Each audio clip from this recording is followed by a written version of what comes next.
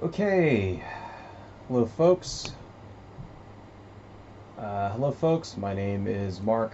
This is UCD, or sorry folks, this is Why I Hate the World live streams, what's happening. So, sorry I took a few minutes here to get going. Camera didn't work for some reason, so sorry about that. But we're back, and everything's cool. So, yeah, we're gonna start a new piece this week. All right, so let me show you guys what we did last week. Right. So I finished up what we did last week, and I created one of these guys from it. Right. So this is these are the prints that I make from, I sell them on my Etsy shop or whatever. So you can kind of see the actual um, print, right?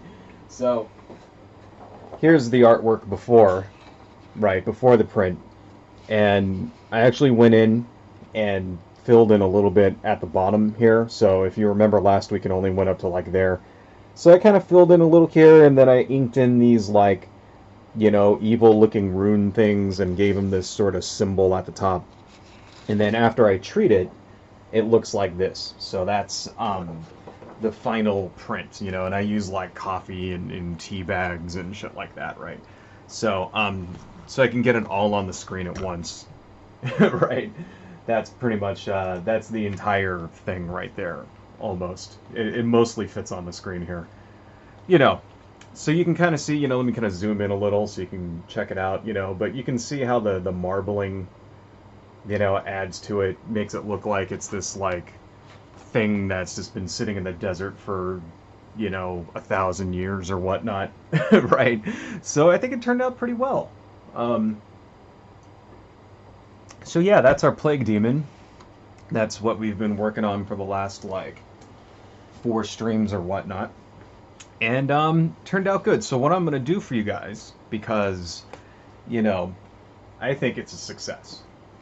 Um, what I did here, let me just turn on my left monitor. I put it up on my Etsy shop here, right? So this is it, if you guys want it, right? And what I did is I'm going to give you guys a coupon, so only for the people who are watching this live stream, right? And if you like it, then I'll give you a coupon for $15 off. So I sell these things for 15 bucks, and I will give you a coupon for $15 off, so that way you get it for free. So the coupon code, if you want it, is livestream1. That's what it is. So I'll just type that here. That's the coupon code, right? So if you go here and you and you put this in your cart, and then you put in livestream1, you get 15 bucks off. So it's essentially free. I think you might have to pay shipping or something like that, but anyway. So that's if you want it, yeah, it's all yours, man. I really want to do this as a thank you to you guys out there. And this coupon, livestream1, is going to be it's going to be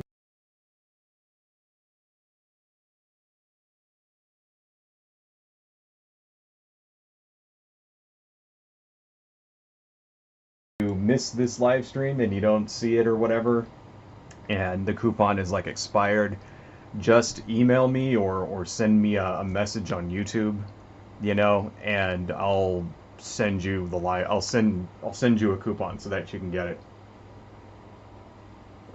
Right, because I want this to be kind of like a gift for people, for my loyal fans who have tuned in and watched me draw it. So, anyway, if you want it, I'll mention that again at the end of the, stream here. So, we'll come back to that at the end of the stream. But yeah, I think that turned out really, really well. And let me see here. Okay, so what are we going to talk about? Well, lots of stuff happening out there in the world. A lot of unrest. What I wanted to do was kind of continue on from what we were talking about last week. In particular, we kind of have like this sort of low level, cold civil war going on right now in the country, you know, and what it's from. But it's funny because it's not a civil war in the same way as the, you know, American Civil War was, you know, a war between the states, right? Or between a breakaway part of the republic, you know, trying to like revolt and shit away from like, you know, from like the government. It's not really that, you know. What we're seeing is sort of the culture war starting to heat up a little bit. Um, but before we talk about that, I have no idea what to draw here. I really have no clue, so I'm gonna just start doodling, and then we'll see what comes out of it. Because I really don't really have a plan at all. So, um, but yeah, let's just see what fucking comes up. All right. So, yeah, man, we're basically seeing the, you know, the culture war starting to heat up, you know, and the focal point of that being Black Lives Matter. But it seems like it's not just about Black Lives Matter. It seems like it's pretty much red versus blue, you know, liberal versus conservative, right? And it's really kind of like, you know, not a surprise to me that the red side, the conservatives, are the ones that are seemingly egging this on, you know, and pushing it as far as they can. And they've pretty much escalated this into straight up murder, you know. Because what would happen in the past, right? Like, if you think about it, right, there would be protests and stuff in the past. And, you know, usually people like, say, you know, progressives or liberals or something would go out and they'd protest one thing or another, you know, whether it would be for, you know, Black Lives Matter kind of thing. I mean, if you know, riots and, you know, protests and stuff predate Black Lives Matter, right? That's just the latest form of this, you know, movement, right? But before that, we had, you know, we had the Occupy movement. Before that, we had the anti-globalization movement, stuff like that, you know, protests against the WHO, that kind of thing, right? So it's not like this is a new thing. And before all of that, what they were is that they were generally peaceful, right? They were because they weren't really, you know, we didn't have this divisiveness in the country to the same extent that we have now, right? What's changed since then? You know, because all of this, I mean, like I said in the last stream, you know, this isn't even really the first time that there's been protests against, you know, for civil rights. You know, no, I mean, we had an entire civil rights movement in the country here for years back, right? So why is this different now than, you know, say in 1999, you know, WHO protests, right? Or, you know, the Occupy movement. What's making this different?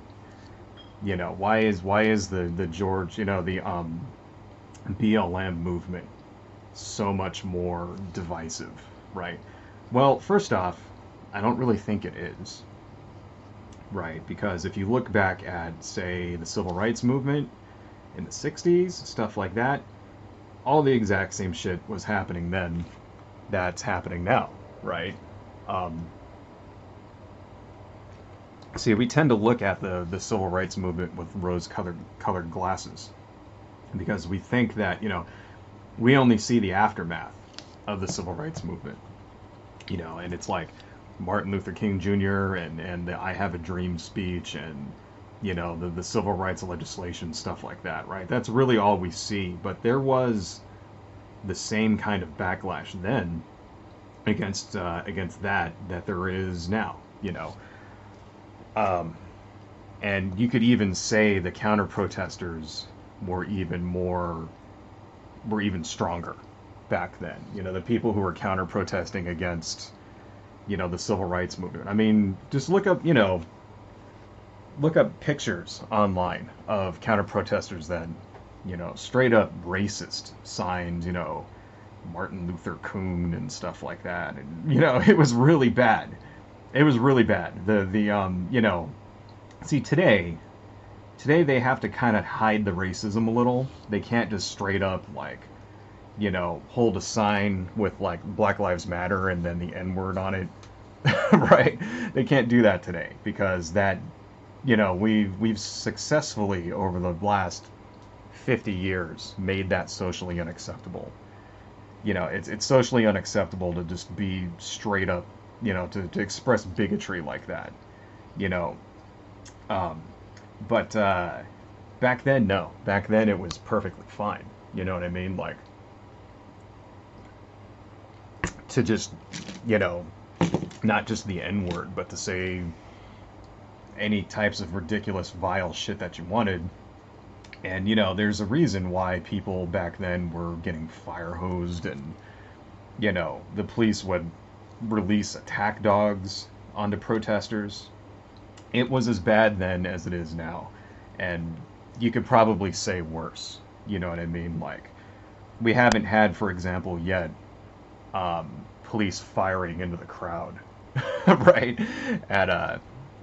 You know, firing live rounds into the crowd of protesters yet. We haven't really had that, you know, but shit like that used to happen back then in the 60s during the, you know, during those protests, right?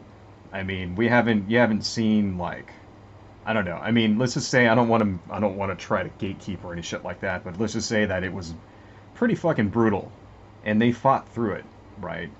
And I think first off, what's different, number one, is the movement was a lot smaller then, but we had much more in the way of a unified media, I think, number one. So what do I mean by that? Well, right now, the right wing in this country has basically their alternative media, right?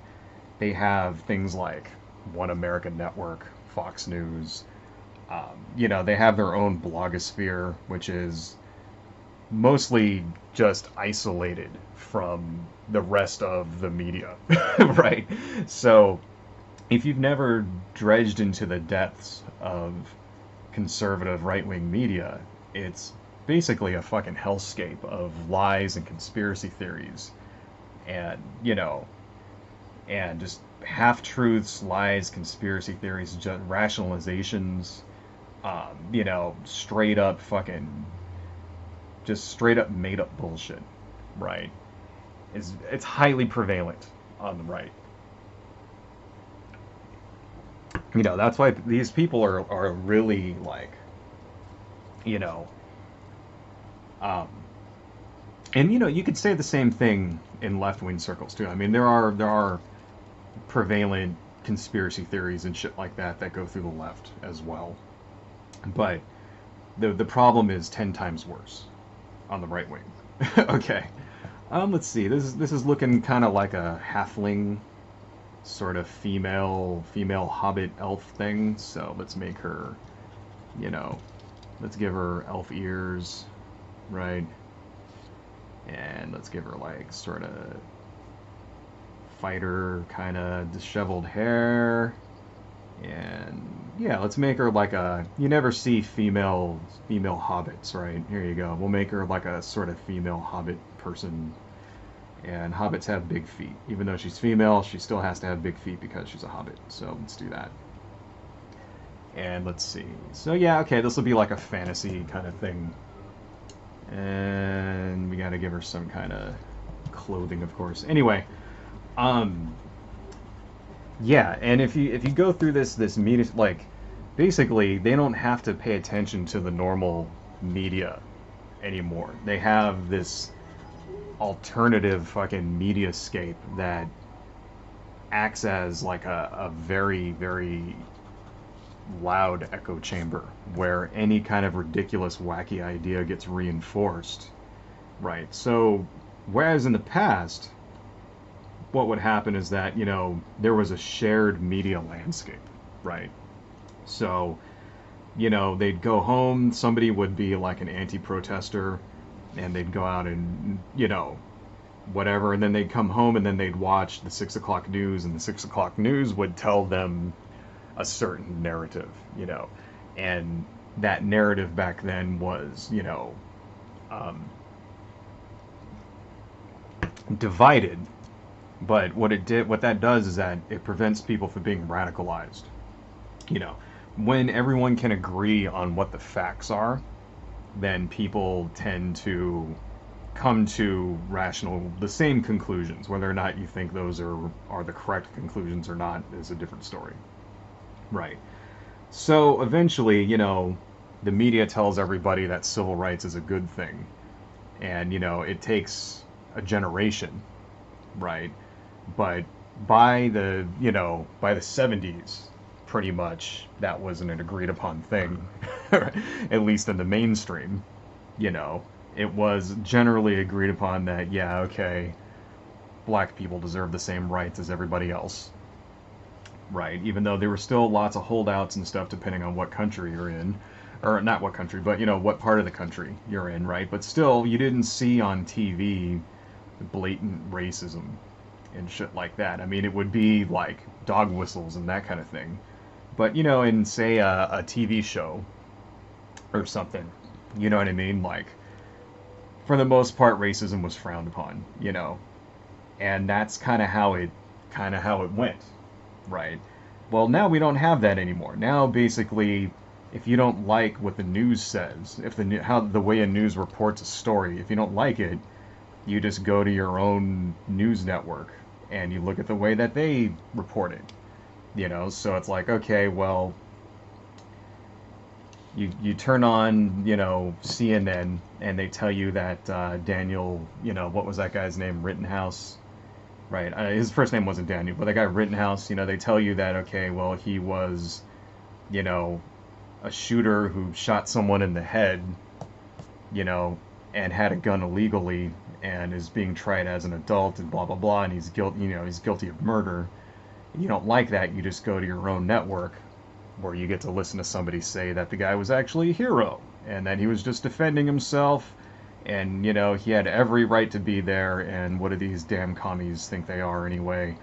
Right. And that's what we're seeing now. You know, and that's part of the reason why it's different now. Part of the reason why everybody's so polarized. And we have basically the internet to thank for that, right? We also have to keep in mind that there are outside forces that are manipulating our culture war, right? Now, you can't really say how much or to what extent they are. Now, what do I mean by outside forces? Things like Russian troll farms, okay, is an example. Another example would be white supremacists online, you know, trying to feed this narrative, you know, that you know, BLM is just filled with criminals and shit like that. That's another example of that, right?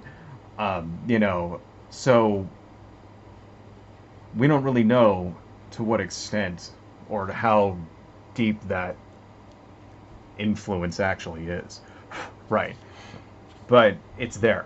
It's there for sure. You ever notice how whenever there's a shooting like this, right, within hours, you start seeing memes popping up? You know, like whenever like a black person gets shot, you know, by a cop or something, and you know, there's like some controversy over it, like it doesn't even take a day. It's like within a couple of hours, you start seeing memes popping up. You start seeing people online already talking about, you know, digging into the guy's past, trying to find reasons why it's justified to kill him, right? And it's like immediately, before even the, you know, the news, before it even really hits the news, right? Before the facts get known. You know what I mean? Like you see people, and it's some of this is just people going and hitting up the guy's Facebook posts or something, checking out who he is and blah, blah, blah, blah, blah, because, you know, this is what people do nowadays, right? But, you know, you always kind of wonder, it's like, well, where is this coming from? You know, who the hell has the time to investigate shit like this on their own, right? And spread it around. And so by the time, you know, the next day or the day after, when, like, you know, a story finally appears on CNN or MSNBC or, you know, something like that, or not even that, but just even like a newspaper, the New York Times, you know what I mean? Like, before you even see like an actual story where people have gone out and, you know, investigated and actually gotten facts, right? Before that even happens, there's already a narrative out there, you know. And then even after that shit, right? Even after all the facts get known, it's like it still gets twisted around, you know. So it's like, oh, George Floyd was on drugs. He didn't really suffocate to death. He OD'd. Shit like that, right? Like, even though it's like there's no proof of any of that, right? And even if it was, it's like irrelevant, right? Like, so what? So even if the guy was on drugs, you know, no one's gonna. I mean, do you really think that he would have died if he didn't have a cop strangling him? Right? Like, you know, what kind of shit is that? So like, yeah, you know, you see these narratives get crafted like immediately, you know, within hours of these things happening. And it's like, is that just a coincidence? Is that really just, you know, I mean, I don't know. I don't think we'll ever really know, right? Like, you know, until somebody can investigate this shit. You know, I mean, for sure it happens with our elections. You know, like the whole Russian troll thing during 2016. It's not like that just went away. You know, that's happening right now, right as we speak. You know, the Russian troll farms are like in full force right now, trying to create, you know, um, social decohesion in the country. You know, trying to create unrest, right? That's definitely happening, you know. So it's like, well, how much of this shit is coming from those guys specifically? Like, how much are they fanning the flames so that it creates social unrest and destabilizes the United States? And how much of it is happening naturally? You know, I imagine that it doesn't really take very much to get the ball rolling. You know what I'm saying? Like, there we go. So yeah, she's sort of like a hobbit woman with a big head. Right. Looking pretty good. Pretty good. Got a knife. Let's see. What other shit do adventurer, Dungeons and Dragons type characters have? They usually have a backpack of some kind, right? So let's give her a backpack. Or a satchel. We'll give her a bag of holding. Here we go. Bag of holding. You know, that'll just be on the side here for you D&D nerds out there. You know. Bag of holding is a bag that is small that you can put all kinds of shit into it, you know, so that way you don't have to carry around a big ass like backpack, right? Let's see here. It'll be a strap that goes down. Okay. I don't know if we'll ink this or what. Maybe we will. So anyway, yeah, and it just makes you wonder, you know, it makes you wonder how much of this stuff that we're seeing is being egged on by that, you know, and whatnot. And I don't know. So I did want us to talk about, so there was a shooting in Portland, right? Which is the big thing in the news right now. And the reason why this is the big controversy right now is because it was actually a Trump supporter person who died this time, which is probably the first time that I can imagine. See, there's this big, you know, that I can remember. This is like the first like non-left-wing person to actually die, to be shot at one of these protests by someone who is not a police officer. Right? So, you know, because lots of people have died at these protests, right? Since these protests started getting going, you know, earlier this year. Many people have died, every single one of them, you know, and many people have been murdered by non-police officers, right? Every single one of the people who have died so far have been, you know, BLM supporters, Antifa people, left-wing people, you know. And there's this big, you know, this big sort of fear in right-wing circles, right? That Antifa is running around and murdering people. When in real life, Antifa has murdered nobody. Even this guy that did this shooting didn't claim to be part of, at least BLM. He did say that he was an anti-fascist, but he didn't claim to be part of Antifa. See, there really is no such thing as Antifa. All right, so Antifa is not an organization that you call up and join, right? So this idea that, you know, the Trump people are going to make Antifa into a fucking terrorist organization or whatever, it's kind of ridiculous. There is no organization called Antifa, right? It's basically just a movement. You know what I'm saying? Like, it's decentralized. There is no Antifa. There may be little regional groups around the country who say that they're an Antifa group. That all that means is they're an anti-fascist group, you know.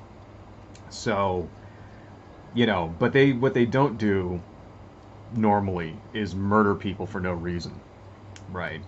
So what happened? Okay, well, basically, this guy, his name was Michael Reinoehl, Reinoehl,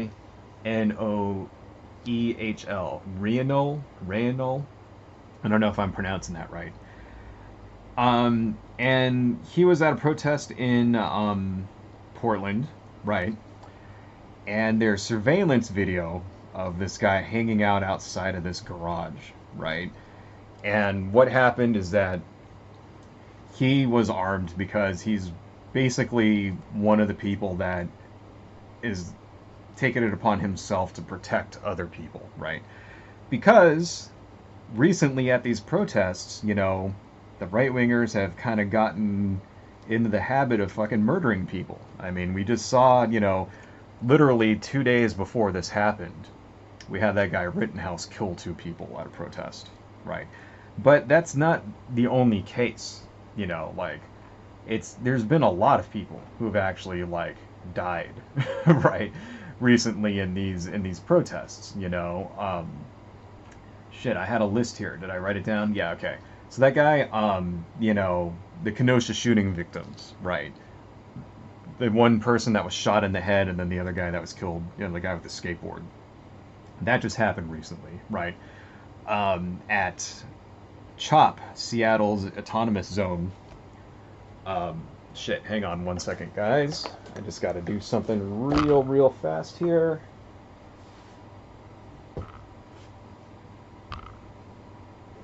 Okay, sorry about that. Sorry. Had a, let me get back to the stream. Sorry, okay. Had to get my water. Anyway. Yeah, so at the Seattle's autonomous zone, 4 people were shot and killed, right? Which is why that had to stop. At least one of those people who were shot there was claimed that he was shot by a Proud Boy, right? Because what was happening is that these Proud Boy assholes were going around and basically just, you know, catching protesters by themselves and beating the shit out of them. And in one case, fucking murdered a guy, right? So it's like, you know, that's definitely fucking happening. Then, of course, we got Garrett Foster, who was at a protest in Austin, and I did a whole live stream on that guy. He was basically there he was a Second Amendment supporter, libertarian person who was, you know, aligned with Black Lives Matter.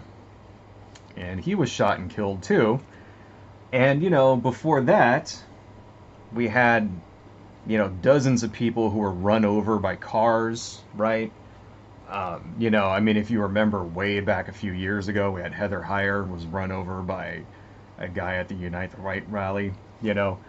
But she wasn't the only one. I mean, there was an instance of a dude in a fucking big rig running people over.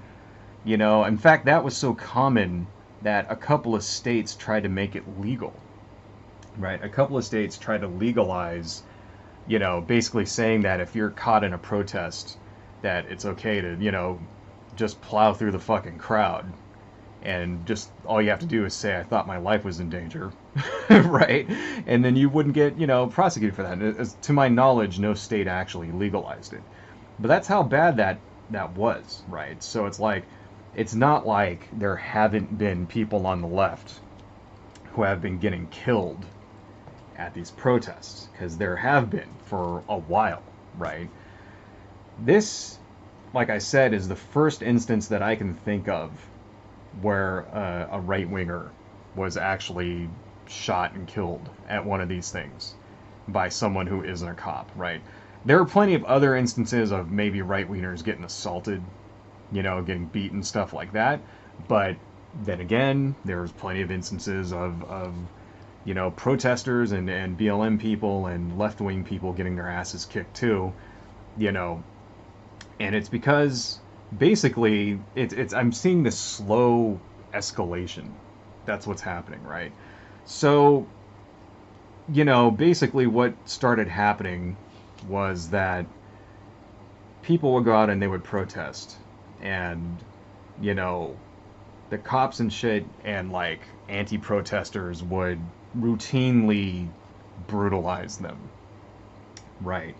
And you started seeing, you know, and this is just basically something this is shit that's been happening for years, right? This happens all the time. In fact, you know, I remember reading a thing way back in the day, in I think the late 70s, where the KKK was being protested against, and they just like opened fire, right, and just like murdered 16 people, you know. So it's not a new thing. And I think what happened is that people on the left started, you know, it was basically Antifa. Antifa started fighting back, and, you know, there was this whole thing with milkshakes for a little while, right? And the right wing kind of lost their minds as soon as it became a thing where Antifa was like, you know, not going to sit back and allow themselves to get their asses kicked. And not only that, but actually started like beating up Nazis and crap, right?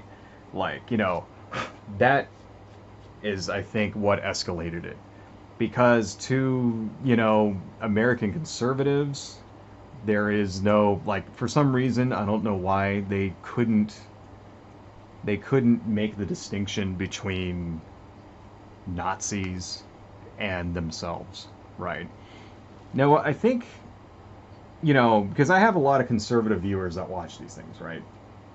You know, a couple that I know right off the bat who are very conservative that watch my live streams, right? And I think that they would agree, right, that when we talk about Nazis and fascists, we're not talking about them, okay? I think we would agree there. I mean, your average Trump supporter is not a fascist, all right?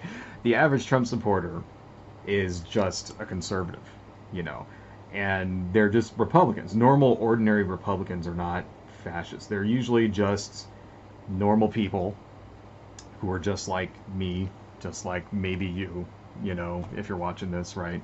And they just want the same shit that you want. They just want to have a job, and they want to live in free, and they want to, you know, live in a country with low amounts of crime, and they usually just disagree when it comes to certain things, you know, taxes, shit like that, you know.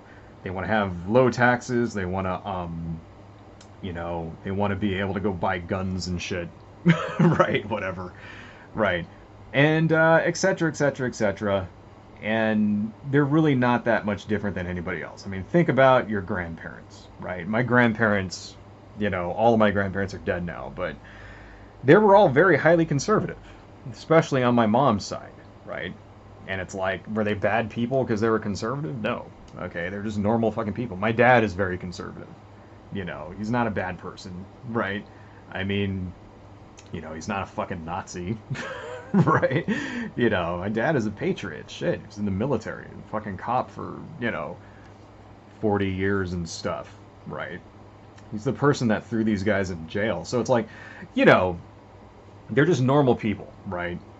But online, there isn't that distinction. And this is, you know, I think what happened is that because because when you're online, everything's in a fucking echo chamber, right? And a lot of people, you know, say shit online that they would never say in real life to somebody's face. And there isn't a lot of, you know, since everything's in a fucking echo chamber, it's like suddenly someone who doesn't agree with you becomes your worst fucking enemy, right? And there became a lot of, look at, you know, look at what Trump is doing. If you support him, you're a Nazi. There became lots of that shit happening, right? And it's like, you know, it's kind of hard to argue when you look at some of the guy's policies. I mean, you know, especially when it came to things like throwing children in fucking concentration camps, right? It's hard to argue that with someone and not think that, you know, they're a fucking fascist, right? It's hard to see things like, you know, like say somebody like fucking Stephen Miller being in the government, right? And not say, hey, you know, why are you supporting these fucking fascists out there, right? And I think that really went a long way to, you know, these echo chambers really went a long way to contribute to this current, you know, hyper partisanship that we've had right now. I mean, to some extent, we've always had a lot of hyper partisanship in the country in certain circles, right? A lot of that got fed by conservative talk radio, people like Laura Ingraham and Rush Limbaugh, and stuff like that. You know, like, I blame those guys as much as anybody else for creating this climate that we have now. I mean, you got to remember people like, you know, conservative pundits, people like that make, you know, basically make millions of dollars exploiting, you know, um, exploiting this climate that we have here, right? Let's see. It says YouTube is going to have buffering. I don't know why YouTube would have buffering, unless my cord isn't attached here. Hang on one second, folks. Let me just make sure that everything's plugged in. Should be plugged in. You know what? Give me 1 second, guys. I want to check something. Be right back.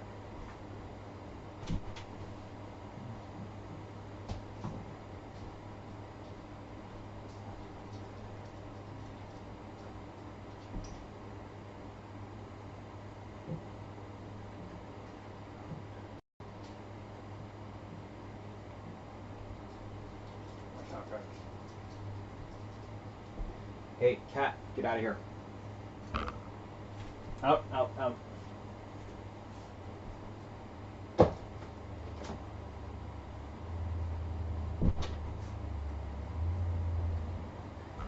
Okay, sorry about that. Hopefully that'll make the stream go a little smoother. Yeah, basically I just have this long ass Ethernet cable that goes into my router and that I'm attaching to my computer here because the Wi-Fi signal isn't strong enough in this back room, so hopefully that'll stop things from, you know, that'll stop the stream from looking crappy. So anyway, where were we?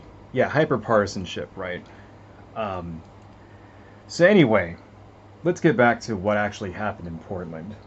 Okay, so this guy, yeah, Michael Reinoehl, basically shot this one dude and killed him, right? And the guy that he shot was a member of a group called the Patriot Prayer Group, right? So Michael Reinoehl, whatever his name is, I'm just gonna call him Michael because I don't know how to pronounce this guy's last name. Anyway, he then went on Vox, you know, and did an interview where he claimed that his life was in danger. He claimed that the guy that he shot his name was Aaron Danielson, right? Claimed that Danielson had a knife and that basically he was there with a friend, person of color, and Aaron Danielson was going to murder them if he didn't do something, and so he shot him. So I'm not going to play his video because I'll probably get, you know, probably get flagged if I try to play the guy's video, right? There has been some back and forth about that. So what you're seeing right now in the right-wing media sphere is photos of this guy, Michael, right, claiming that he was laying in wait, ready to, like, you know, pounce on, I'm guessing just ready to pounce on somebody. So these photos here are showing up. You're seeing this a lot. Let me turn this on here, right? Left monitor, bam. So you're seeing these photos here on right-wing media, right? This is the guy, Reinoehl, whatever, right? And these are the two guys that, you know, this is the dude that he actually killed, and this is the guy's friend, right? So they're saying that he was hiding, and this, what this is an entrance to a garage. So he's hanging out back here, and the narrative is these two guys were walking by, and then he saw them, and then ran out after them and shot them, right? I don't really find that believable myself, because just looking from this, can you spot the Trump supporter in this, in these pictures, right? If I didn't tell you who they were, if I didn't say these two guys are Trump supporters and this was the dude that was the shooter, would you know? Right? So they're saying that, yeah, he's sitting here with his hand on his gun. Does it look like he has his hand on his gun? You know, this isn't a holster or anything. Right? He's not wearing a, it's not like he has like a holster with a fucking sidearm hanging out here. I don't even know what that is. You know, it could be anything. You know, he was just basically in this, yeah, because apparently around the corner there's a door here. He could have been doing anything back there. He could have been taking a leak. He could have been just coming back up from checking on his car. You know, he could have been doing whatever. I mean, how do you know that he was just sitting there? Like, because this is what they're saying. They're saying that this guy was just basically chilling there, waiting for some, like, a victim to show up. You know, a Trump supporter to show up that he can run out and go kill. Right? That's what, like, you're hearing right now. If you were to go to townhall.com or, like, you know, or One American Network or some shit like that, or if you were to go to, like, say, Our Conservative on Reddit or something like that. Another one is Public Freakout, right? Or Actual Public Freakout on Reddit. See, you know, because normal public freakout isn't racist enough, so they had to start Actual Public Freakout. Right, if you were to go there, like, on the seedier parts of Reddit and read what they were talking about, you know, this is what they're trying to say. They're trying to say that this guy, Michael Reinoehl or whatever, was just waiting there for a fight, itching to go fucking kill somebody, and then he saw some people and ran out and fucking shot him. That doesn't make sense to me. It doesn't look like, from these pictures, that's what's happening. You know, these two guys look like they could be part of BLM. I mean, this dude here isn't really dressed that much differently than Michael is. Not really. You know, two guys wearing vaguely tactical looking gear. They both have, like, you know, shorts and a hat and all this other shit. I mean, I guess they're not wearing face masks. You know, I don't know. Does that really make a difference? I mean, it doesn't really make any sense. So I find that narrative not believable, right? Now, what the witnesses say is a little different. See, he claims that these guys had a knife, right?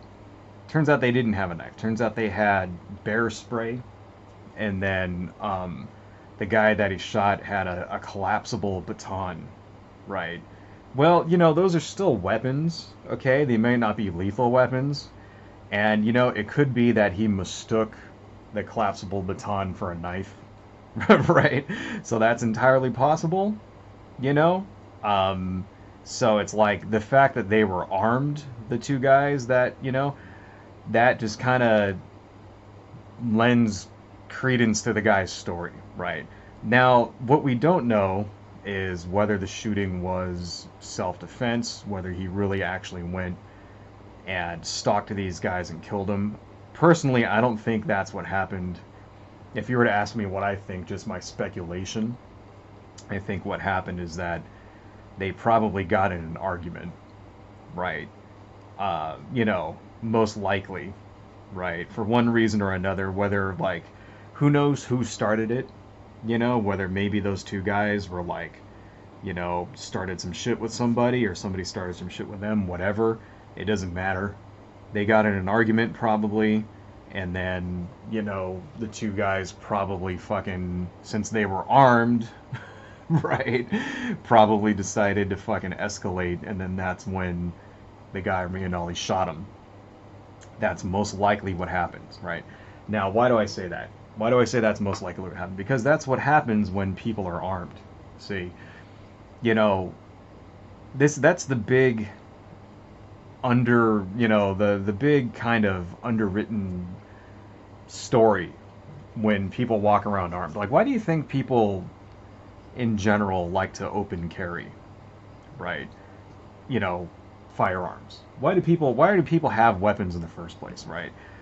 It's because they're afraid, and they're afraid that their life could be in danger in one way or another, and so they have a firearm so they can defend themselves.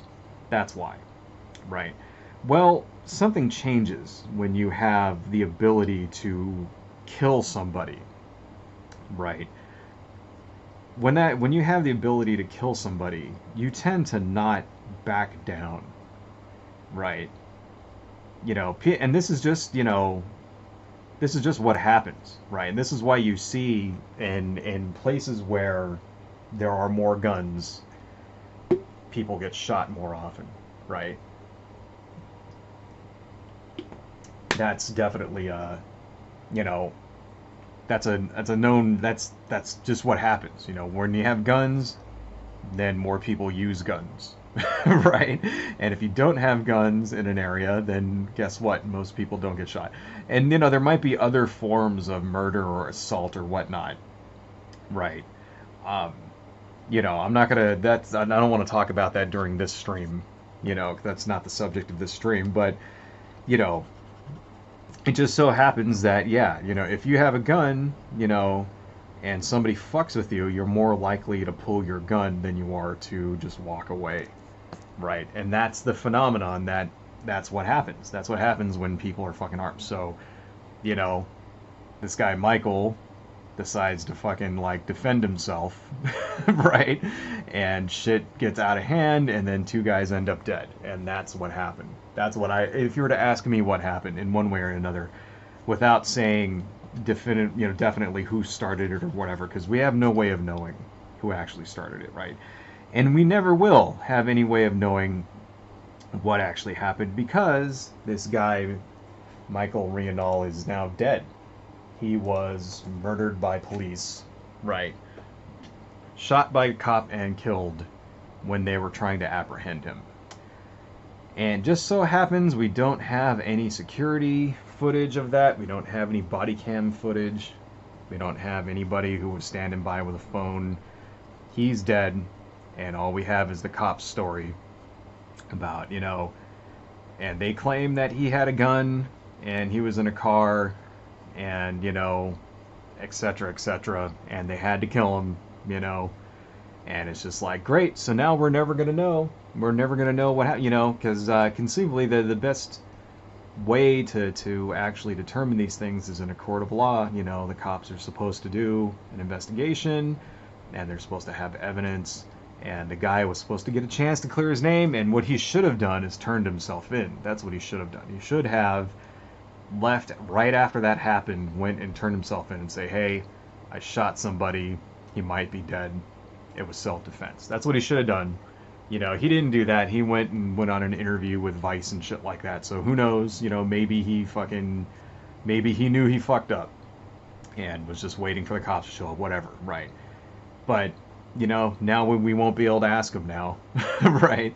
So now we get to speculate all we want because there's no way of proving what happened one way or another, and it's just all fucked up. So yeah. Anyway, you'll notice one thing here: people on the left are not claiming this guy Michael Reinoehl. I'm just gonna call him Reinoehl, you know, because I know that's not how you pronounce his name, but his name is all weird and hard to pronounce. The people on the left are not trying to claim this guy as some kind of fucking hero. You know, we're not trying to say that he was innocent, right? Any shit like that. You're not seeing anything like that, you know. You are seeing that from the right wing when it comes to, you know, Daniel Rittenhouse here, right? Was that? No, his name Kyle Rittenhouse, not Daniel Rittenhouse. Sorry, I used to have a friend years and years ago named Daniel Rittenhouse. Long time ago, and that's what's confusing me. His name is Kyle Rittenhouse. Anyway, you know, the people on the right are treating Kyle Rittenhouse like he's a fucking hero. Right. There's a Christian fundraising site which has raised over $250,000 for his legal defense, right? Because he has been charged with first-degree homicide and 1 count of attempted homicide and recklessly endangering 2 victims and possessing a weapon while under the age of 18. The thing is that he's most likely going to get off for the 2 homicide, you know, charges, because those are extremely hard to prove, those charges, right? Usually they would do something like maybe first or second degree manslaughter, which is a lot different than first degree homicide, you know. For that, they have to basically prove that it was premeditated. They have to prove that he went there. You know, maybe they can. Maybe they have enough evidence, because he did carry that gun over state lines, you know, and he did get a gun from somebody because he's 17 and he's not allowed to carry a gun. And he is on video basically saying that he's going down there looking for a fight. So, you know, maybe they will be able to prove, you know, first degree homicide. Right. Most likely won't. Most likely he's going to get off on that one and will probably get convicted on recklessly endangering victims and, you know, possessing a weapon under 18, and will probably get something like 5 years or some shit like that. Right. And it kind of makes you think maybe they did that on purpose. You know, maybe they gave him this really crazy, hard to prove charge, you know, because they knew that he'd get off. I don't know. That's a conspiracy theory, I admit, so I don't want to speculate one way or the other. Just seems like a little bit of a coincidence, but whatever. So yeah, you know, you're basically, this guy's being turned into a fucking folk hero on the right. You got the President of the United States, who's basically defending him, saying that he's, you know, doing the right thing, whatever, and, you know, won't, like, disavow this guy who fucking murdered 2 people. You know, let's not forget that Kyle Rittenhouse shot someone in the head and killed him. Right? Let's not forget that happened. You know, this shit wouldn't have happened if he didn't, like... So, because some new things have come out about that. Like, apparently, what happened was that he was at this car dealership, and someone threw a bag at his head that had a plastic bottle in it, and it missed. So they threw something, so whoever it was threw something at his head that missed, and that caused him to shoot the guy in the head and kill him.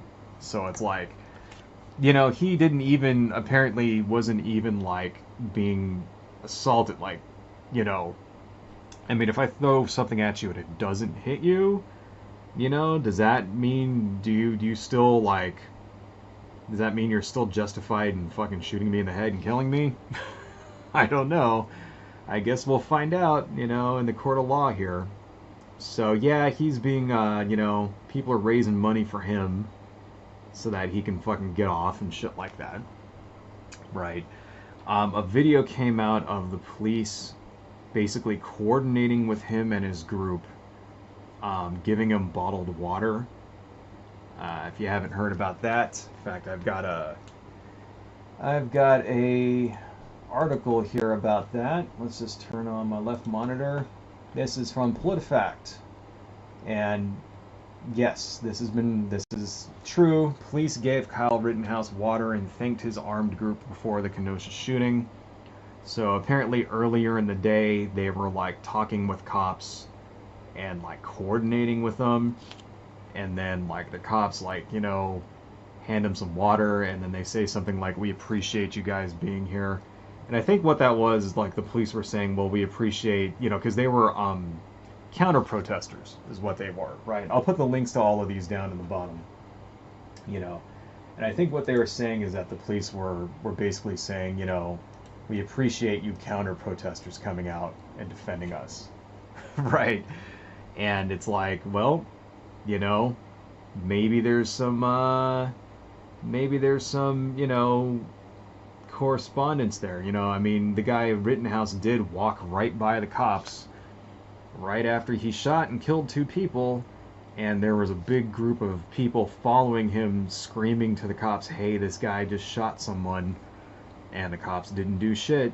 Maybe there might be some connection there, you never know. I mean, I guess I don't want to speculate, but it just seems like a mighty big coincidence that they didn't even stop and fucking like question him or detain him, right?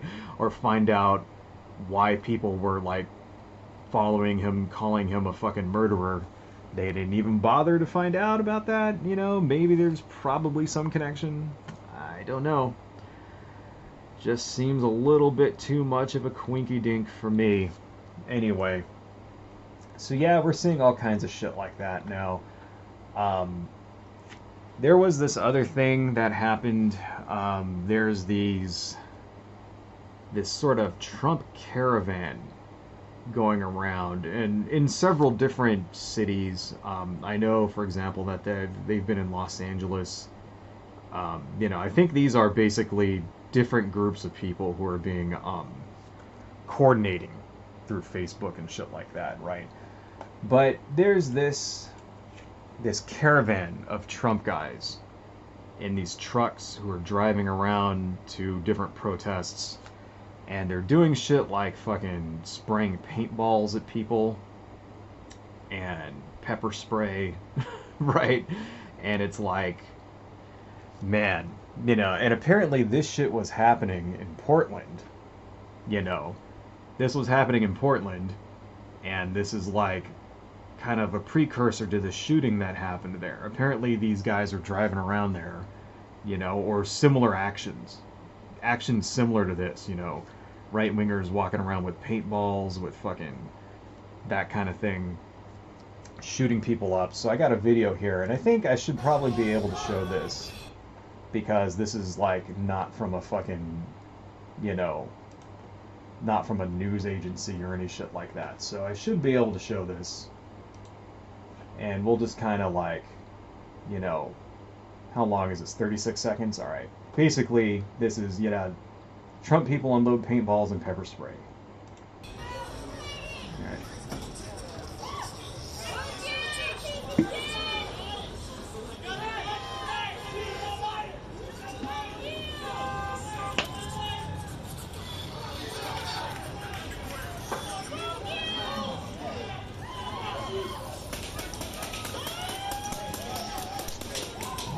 Look at that shit.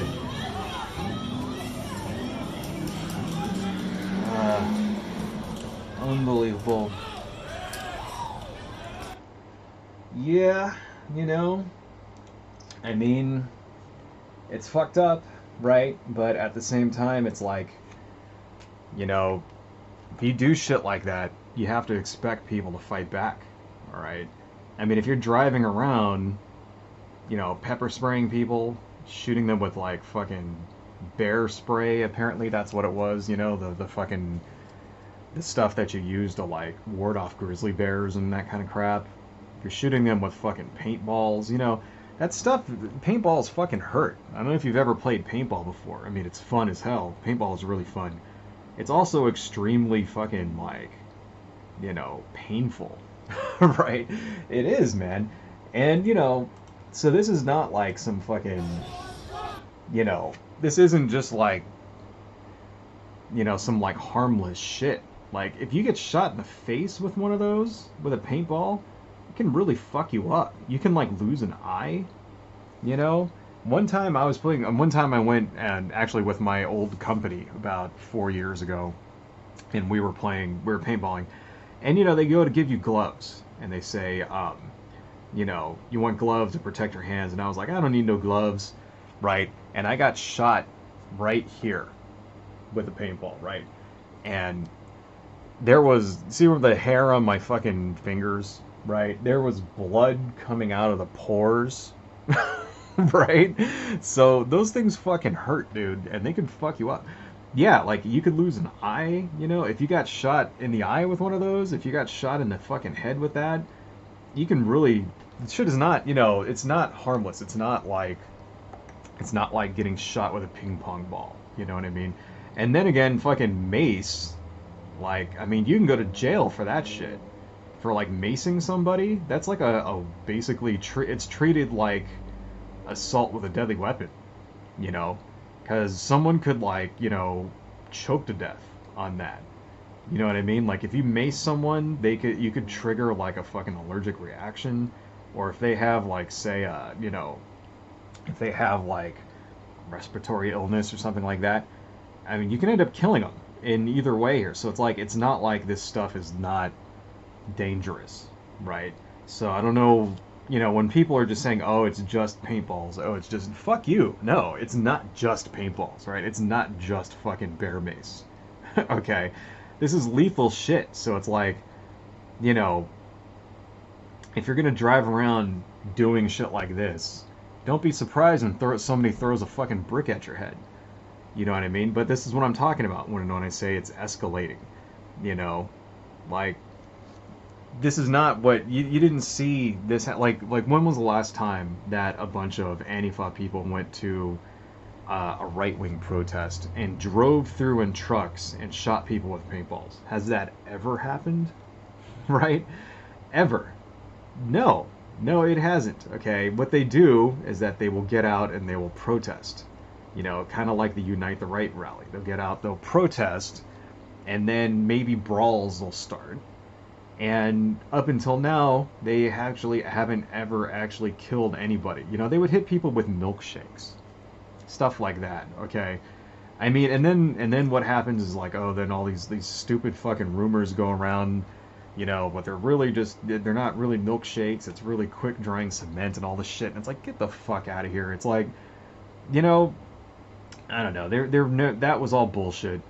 Right. So basically, it's like they're escalating this stuff. You know, the right wing is, but it's sort of like, you know, the conservatives took like that on, right, and basically said, well, if they're going to do that to them, then they're going to have to fight. Like basically, they're basically defending the Nazis is what they're doing. They're defending white supremacists. They're defending, you know, I mean, what is BLM about? It's BLM is about a system that systematically enforces racism. You know, that's basically what it is. It's, you know, institutional racism. That's what they're protesting against. Okay, you know, a system that fucks people over because of the color of their skin and doesn't treat certain people right, you know, and that's what they're fighting against. And so if you're fighting them, then you're defending institutional racism. Is that what you're trying to, you know, like, I don't understand. Like, why would that be a message that if you're a right-winger that you want to embrace? I don't get that. Ah, man. Anyway, onward dystopia. Throw a rotten egg in their truck and that'll learn them. Yeah, well, you know. I mean, shit. I don't know. That reminds me, you know, one time when, there was a law in California to try to prevent gay marriage, and it was like, there was a gay marriage law a few years back. This is maybe about 11 years ago.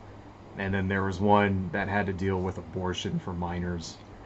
And I actually like went to one of these protests because there was this girl I really liked who was at this protest, so that's why I went.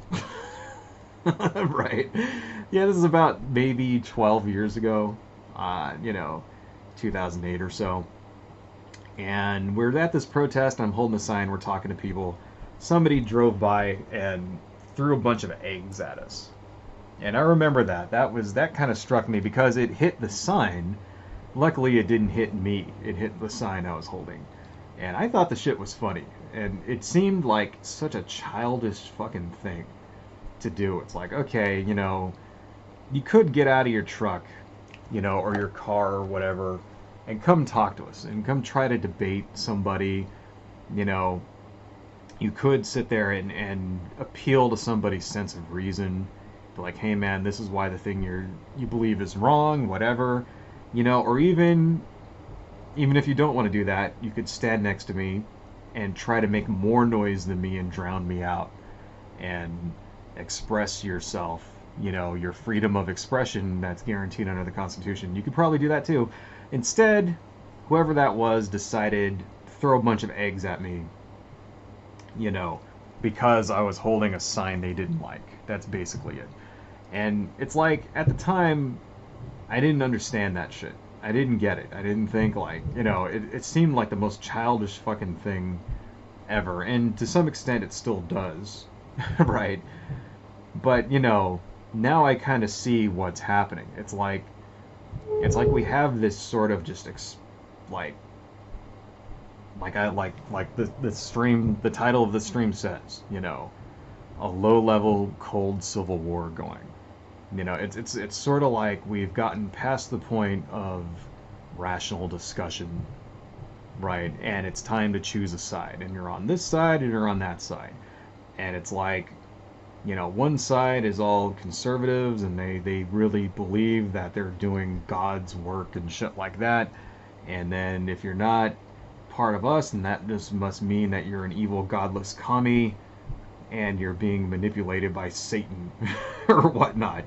And that's why all Democrats are evil and blah, blah, blah, blah, blah. And that's really what I get. Like, when you go into left-wing circles on the internet, if you go to, left-wing places, and all of my right-wing viewers that watch this, 9/11 greater than all, I know you watch this sometimes, right? And there's a couple of other ones who are very conservative. If you're a conservative out there, I encourage you, go to the left-wing message boards, go to the subreddits, the left-wing subreddits, read through them, see how people debate amongst themselves, okay, on the left. It is miles above what you see coming out of the right wing, all right? Miles and miles and miles above, just in the intellectual discourse that you get, right? Reasoning, right? People who use reason and logic and actually think about the repercussions of what they believe and how it affects things and the moral argument behind it. Why do we believe these things? Why do we want people to have universal health care, for example? Why is that a right thing? How can we do it? Stuff like that, right? There's a lot of that going on the left, and you don't see that at all from what I see. Maybe I'm just not going to the right places. In the right wing, you don't see that at all coming from the right wing. It's all basically just fucking, let's piss off the liberals. That's what I see. That's what I see when I go on Our Conservative, or something like that, right? Or if I go to a conservative bulletin board somewhere, or conservative Facebook groups, it's all just it's all fucking, the other side is evil, and we should do this because it'll piss off liberals, and if it pisses them off, I don't care what it is, it makes me happy as long as they get pissed off. Seriously, that's the level of discourse I see. So maybe I'm just not going to the right places. Maybe there are other more distinguished, right-wing media sources and social media sites, and where I can get some actual nuanced and well thought out, discussion from a conservative viewpoint. But I can't fucking find any. Right, so if you have that, put a link to it, but I don't fucking see it. I want to kind of show you guys what I mean by that. Let's look at, and I know this is very low-hanging fruit here, But let's look at, so here's that video we just looked at, you know. Now, remember what we just saw. Trucks driving by. These are protesters over here standing on the sidewalk. And as they're driving away, these trucks start macing people and shooting people with paintballs, right? Let's take a look at the comments in this video. Let's see. Castle Doctrine extends to your vehicle, so that's cool. Okay, that's one guy. Let's see. So the protesters start the assault and somehow the paintball shooters are still the bad guys. The word "the" misspelled, by the way. This is from another one. Yeah, when did the protesters start the assault? Did anybody, like, run up and, like, try to drag somebody from the truck or shoot something at them or hurl a Molotov cocktail or anything like that? Did anybody do anything like that? I don't remember seeing any shit like that in that video. I would have froze the paintballs by John Doe there. Yeah, very, very, you know, that would actually kill somebody, by the way. If you shoot someone with a frozen paintball, they will die. You can very much kill them if you shoot them in the head with that, for example. Let's see. Paper towels dipped in paint stripper will stop the stuff real fast. I don't know what the fuck that guy's talking about. Here we go. Anonymity. I wish it was a belt-fed M240B instead. I'm guessing that's some kind of machine gun. Right. So yeah, you know, this is what we're seeing from the fucking right wing here. You know. There was one video, one thing I wanted to look up, because I thought that this shit was funny. Let me see if I can find this image here. There was a video I saw of these Trump boats. Here we go. These are guys that you see, and I thought that this shit was funny as hell. Right, so let's I'll put the links to all of this down in the bottom. Right. But here's a video that I saw. Okay, or a news article I saw from BuzzFeed. Several boats sink during a Trump boat parade, and people had to be rescued from the water. So this is something that started a little while ago, where all these rich assholes with boats who are Trump supporters go around and basically do the same fucking thing that these dumb shits in the trucks do. And just look at this guy's banner. Trump 2020, the sequel, make liberals cry again.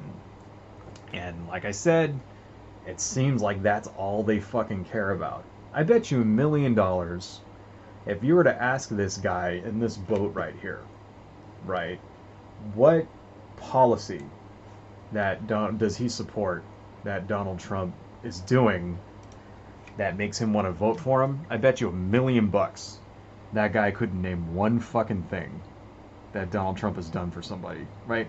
I bet you $1 million he couldn't tell you, give you any kind of policy discussion about Donald Trump. You know, what has he done? You know, think about, because what has Donald Trump actually done to the country here? Thrown children in cages, start a fucking trade war with China, right? Put thousands of farmers out of work, you know, with millions of tons of export crops like soybeans just sitting there rotting because there's no more market for them anymore. Basically fuck up the response to the pandemic, you know, while every other nation on earth has pretty much like got that shit under control. You ever notice that the countries where the pandemic is out of control tend to be like run by despots and dictators, you know, places like the Philippines, right? You know, Russia, Brazil. Those are areas, you know, where COVID-19 is out of control, right? You know, and what do all those places have in common? Fucking right-wing pseudo-dictators. You know, Iran is another one. Iran, I guess, is how you pronounce that. Right? I mean, these are the countries on earth that, you know, are not very free, right? Where you notice that the other countries where, you know, it's democracy, right, may have been hit pretty hard in the beginning, but now they're kind of got the shit under control. Lots of places in Europe, for example, were hit pretty hard in the beginning. Italy, for example, was hit pretty hard. Now they got it under control. You know, New Zealand is another one. It has very, very low numbers on the coronavirus. It's like, why? It seems like places where there's actual democracy, where they actually have things like a good universal welfare system. And when I say welfare, I mean things like healthcare and that sort of thing. Where people don't have to worry about fucking losing their fucking life savings if they get sick. Seems like in those places, coronavirus is pretty much under control. Japan, and it's like it's the places, it's the fucking dystopian nightmare places, right, that have a massive giant disparity between rich and poor, where democracy is on the decline. Those are the places where where the pandemic has gotten out of control and thousands of people have died. While everywhere else it's like maybe they got hit when the shit first landed, but now they're pretty much under control. And that, there's a reason for that. There's a reason why, okay? Because you ever notice how things like, say, famines don't happen in democracies? You ever notice that? Like you'll get like a famine that'll like strike a place like Ethiopia or like fucking Chad or some place out in like Africa or the fucking north Middle East, like North Africa or like Southeast Asia or some shit, right? You ever notice how like those are the places where you always get like where you get like fucking, usually you get massive pandemics there. Like you'll get something like a pandemic will break out and it'll kill 30,000 people in a country like that, whereas the same disease would usually, most of the time up until now, would show up in a Western country and it would kill maybe like 2,000 people. You never notice how like there's never any, there's no famines in Western countries, not really. Even when you have like droughts and crop failures and shit like that, you don't have large amounts of people starving to death in Europe, in Japan, in the United States. You don't have that kind of thing. You never see like in Canada, like a fucking, you never see like a disease get out of control, up until now. And even this one, if you look at Canada, their numbers are way fucking better on coronavirus than ours are. Right? And why is that? Why is that? Why don't you see things like sectarian violence in the West, right? Even when we do, like, even now, we have, like, civil unrest right now, right? We're not seeing ethnic fucking cleansing happening in the United States, right? I mean, to be honest, this civil unrest, as far as civil wars go, is, like, fucking nothing, right? I mean, I think it could get way worse. Don't get me wrong. I think it could definitely, but I don't think it's going to devolve into open warfare. Like some people are saying. No, I don't think it's going to. I think what we're going to see next is a mass shooting. That's what I think we're going to see in our fucking cold civil war.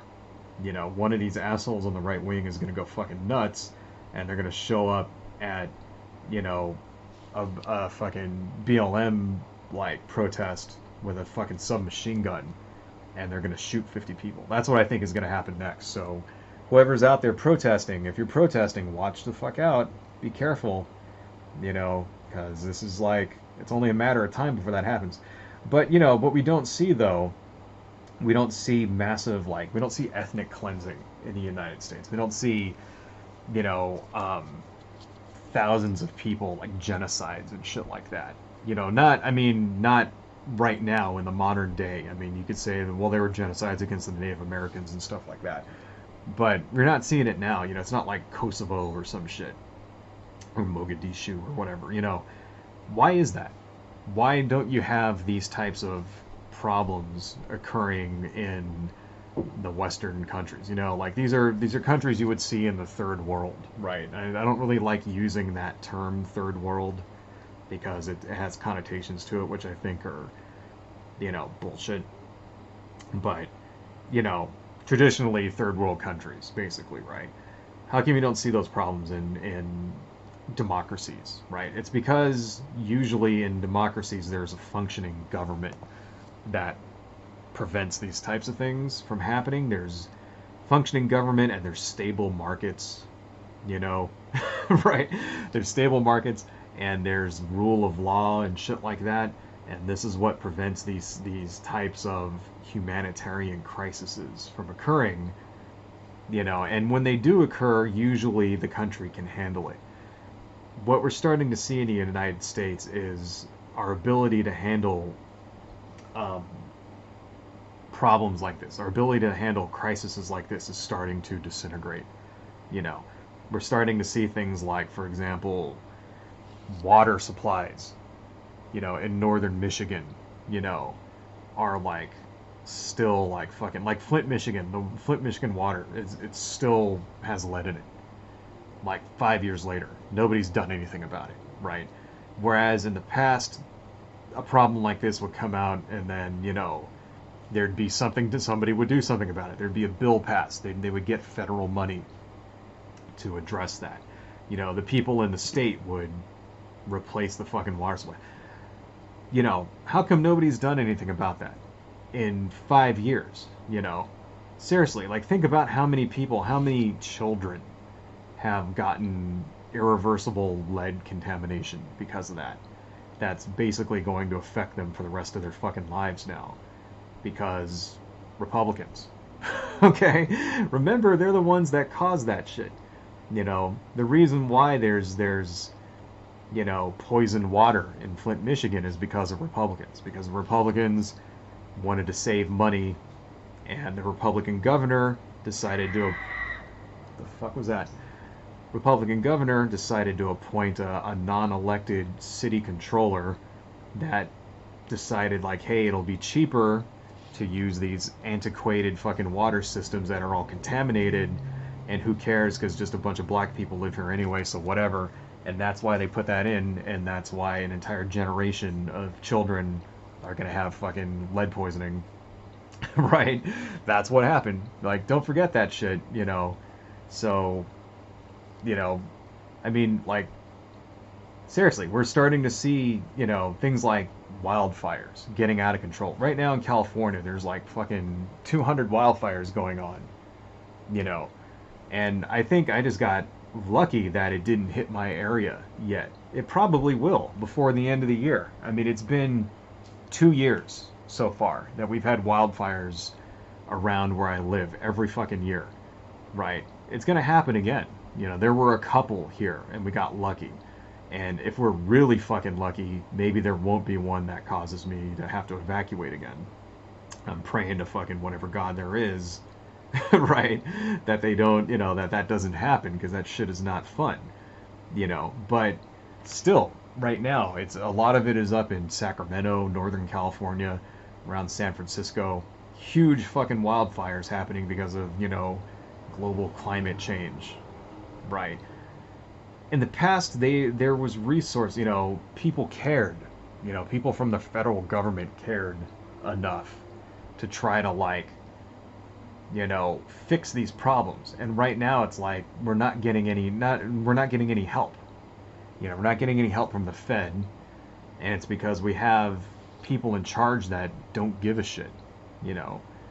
That's why. I mean, shit, there was even a story in the news about how Donald Trump wanted to punish California and directed FEMA to stop giving federal money to people in California because of wildfires, you know, because California didn't go to him during the election.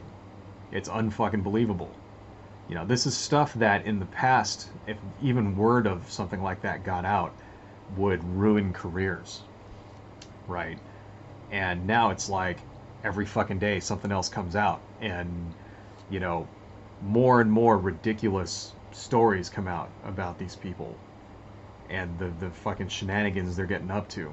and just Republicans and conservatives and shit. It's just another day. They don't even care. They don't care anymore, you know. And it kind of makes you think: did they ever really care in the first place? Right? Probably not. Right? I mean, seriously, like, think about that, because that what I just said is actually true. Okay, that was, you know, Donald Trump directed FEMA to stop giving aid to California. Right. Think about that. Think about if, let's say, not just Barack Obama, right? Let's say if George W. Bush did that. What do you think would have happened? Right? It would have been a scandal unlike anything you've ever seen ever.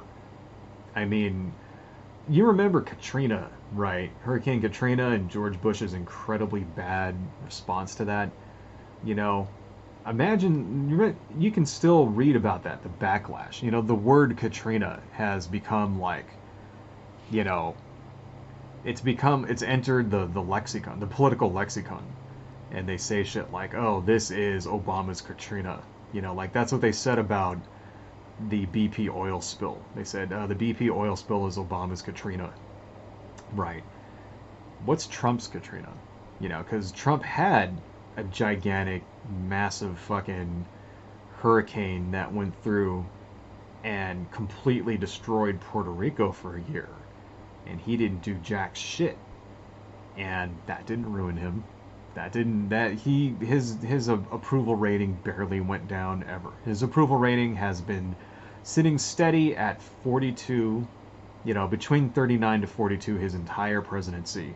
Nothing this guy does has moved that at all. So it's sort of like, I don't like how this tree looks. I'm probably going to Photoshop that out, but whatever, fuck it. You know, so it's like, I mean, fuck, man. Like, you know, and you got to remember, those are American citizens in Puerto Rico. People that live in Puerto Rico are Americans. They're American citizens. They have all the same rights you have, right? They are, and it's like, I don't understand this shit. You know, it's stuff that would have ruined anybody else. Just like falls off, and it's like, why? Is it because he's this fucking ridiculous cult leader or some shit like that? You know, this other story just came out about how Donald Trump called like American soldiers who were wounded and captured losers.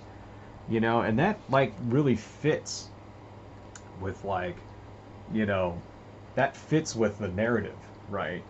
I mean, it's completely believable that he would say that, because that's what he does. You know, Trump doesn't give a shit about the military. You know, he called John McCain a loser in a tweet. You know, if you remember when he was running for president, you know, like I said, people like John McCain because he was captured, and I like soldiers who didn't get captured. You remember that? You know, like, unbelievable. And it's like, so here's the Republican Party, right, who up until that point were always very happy and always sort of touted their support for the troops. You know, support the troops. You know, the Democrats are going to cut the, you know, Democrats don't support the troops. They're going to cut their funding and shit like that. Right. And then you get this guy who was like a fucking war hero, essentially. That's John McCain. Right. And Donald Trump is just openly fucking mocking him. Like, you know, if you don't know about John McCain, he was captured by the Vietnamese and tortured for 5 years. Right. And John McCain was like a senator's son, you know, so he had privilege. He basically could have got out of going to Vietnam if he wanted to, right? Now, I'm not gonna like, because I don't really buy into that sort of sacred cow that, you know, everyone who's a soldier is automatically like deserving of respect and shit like that. I don't really buy into that. I'm just telling you who John McCain was, and what, you know, this part is true, right? And if you are one of those people out there that likes to support our troops or whatnot, you know, if that's like, especially if you're one of my conservative viewers and that's one of the things that you take pride in, you know, the fact that you support our troops and shit like that, and you're very like, you know, if you're really like, you know, if you respect the military and you think it's something that everybody should do as an American, right? I mean, that could be debated or not, but if that's what you're into, just remember, this is the guy that you're supporting. This is your president right now. This is Donald Trump. This is the guy that wants your vote. This is what he said, you know. I like soldiers who were not captured. Right? I mean, seriously, that's like, you know, and this is what I don't get, right? Because I mean, he had, you know, he wasn't president at that point. This was during a debate, Republican debate. No one on that stage, like when he said that about John McCain, no one on that stage said shit. You know, you would think somebody would have gotten up and basically told him to go fuck himself and said, how dare you say this? You're a piece of fucking garbage. And I don't care. I'm not going to be on that. That's what I would have done. If I was on that stage with those guys, immediately there, I would have cut them off and I would have said, I'm out of here. Fuck you. Fuck this place. Right? And if this means I don't get to be president, then I don't care. And I just would have left. Because that's, you know, supposedly something that Republicans are supposed to fucking believe in. And this guy just shits all over their, like, you know, one of their core ideals. Right? And that shows me right there, the fact that nobody did shit shows me right there that they didn't really give a fuck in the first place. You know, you got to remember that. I mean, especially when it comes to politicians don't fucking care. They just say shit like this. Now, I know some of them do, at least when it comes to the military. Supposedly some of them do. You know, especially the guys who were in the fucking military, right? And I know that on that debate stage, during that Republican debate when Donald Trump said that about John McCain, I know some of those candidates actually were in the military in the past. And the fact that they didn't say anything about it just tells me that they're cowards.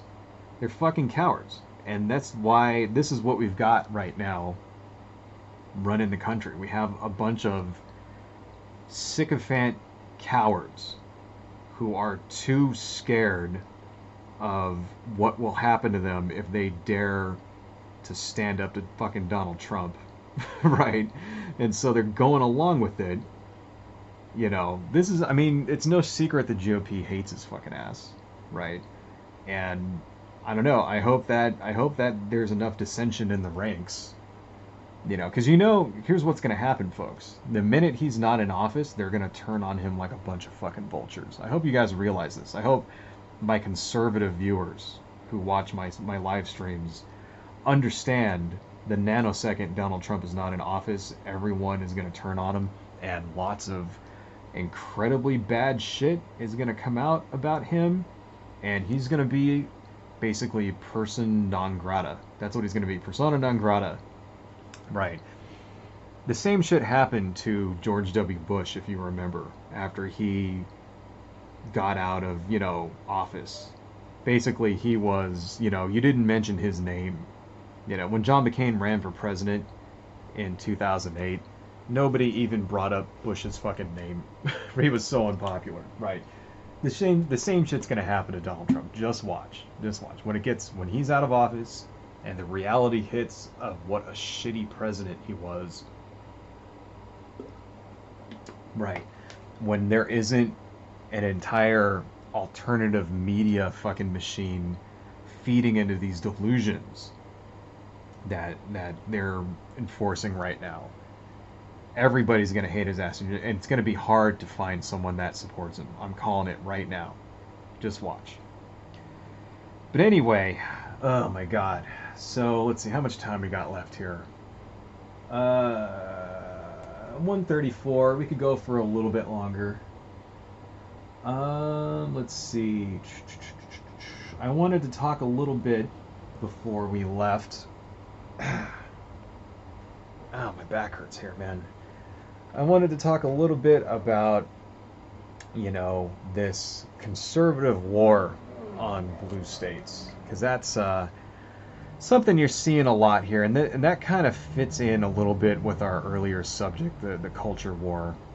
You know, there's this sort of, you know, kind of, I guess, low-level punishment of blue states coming out of the Trump White House, right? Where he's basically enacting policies that seemingly punish blue states while rewarding red states, you know. Stuff like, you know, his proposed um, healthcare funding bill, which didn't pass, you know, basically stripped money away from blue states and gave it to red states that supported him, stuff like that. Um, Another one was his tax bill that actually did pass, the Trump tax reform from 2018.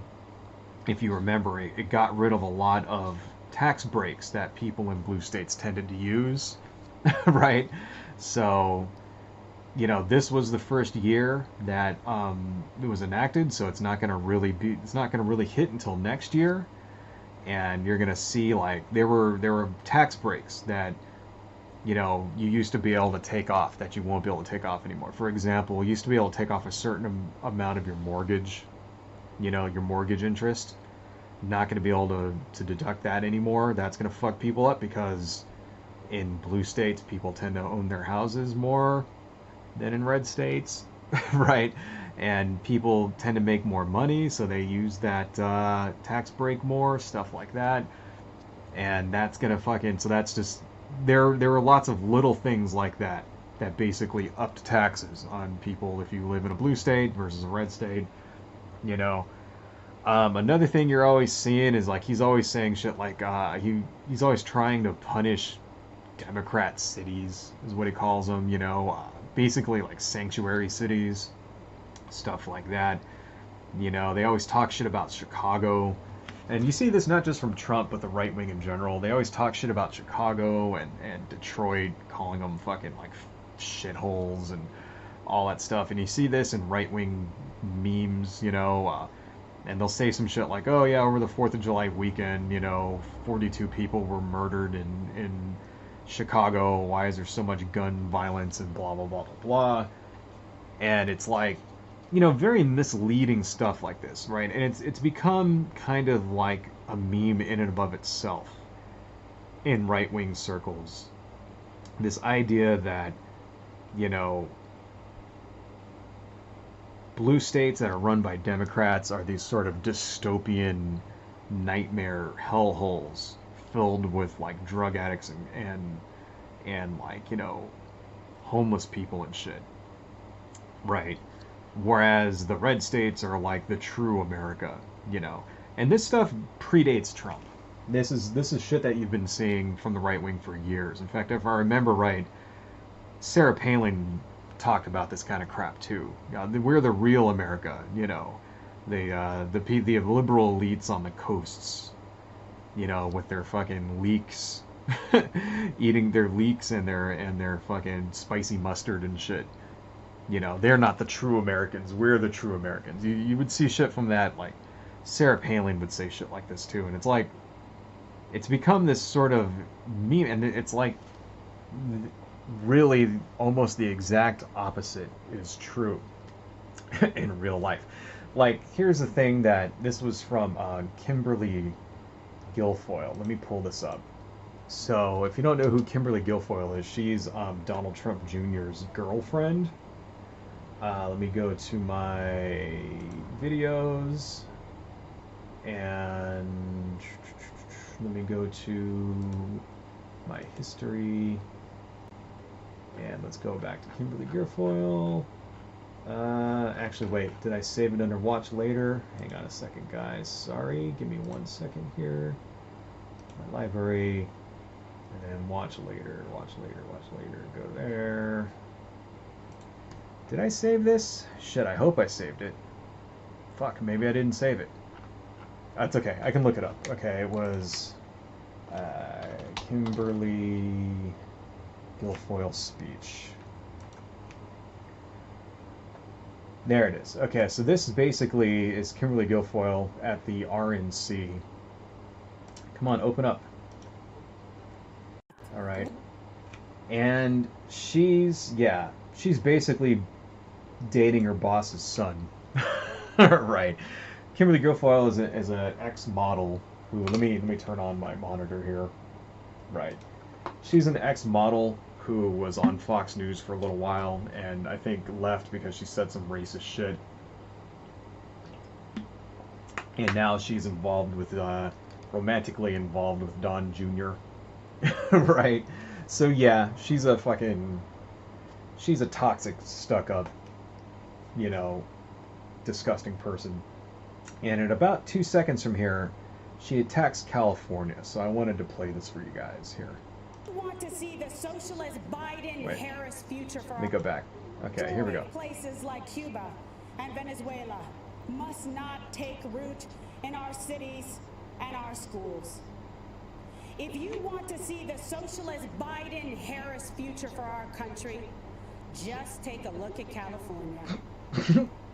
It is a place of immense wealth, immeasurable innovation, an immaculate environment. And the Democrats turned it into a land of discarded heroin needles in parks, riots in streets, and blackouts in homes. In President Trump... Okay, so she attacks California. Okay, so... Wow. Heroin needles in parks, riots in streets, blackouts in homes. I live in California. I don't know where this shit is coming from. Okay, what the fuck is she talking about? Like, you know, riots in streets? Okay, that's bullshit. Heroin needles in parks? The fuck are you talking? And this is, you know, it's basically like, first off, it's projection. Okay, I mean, you know, if you really want to see, like, where the drug addicts live, take a look at the map of where fucking, you know, meth labs are in the country. Right?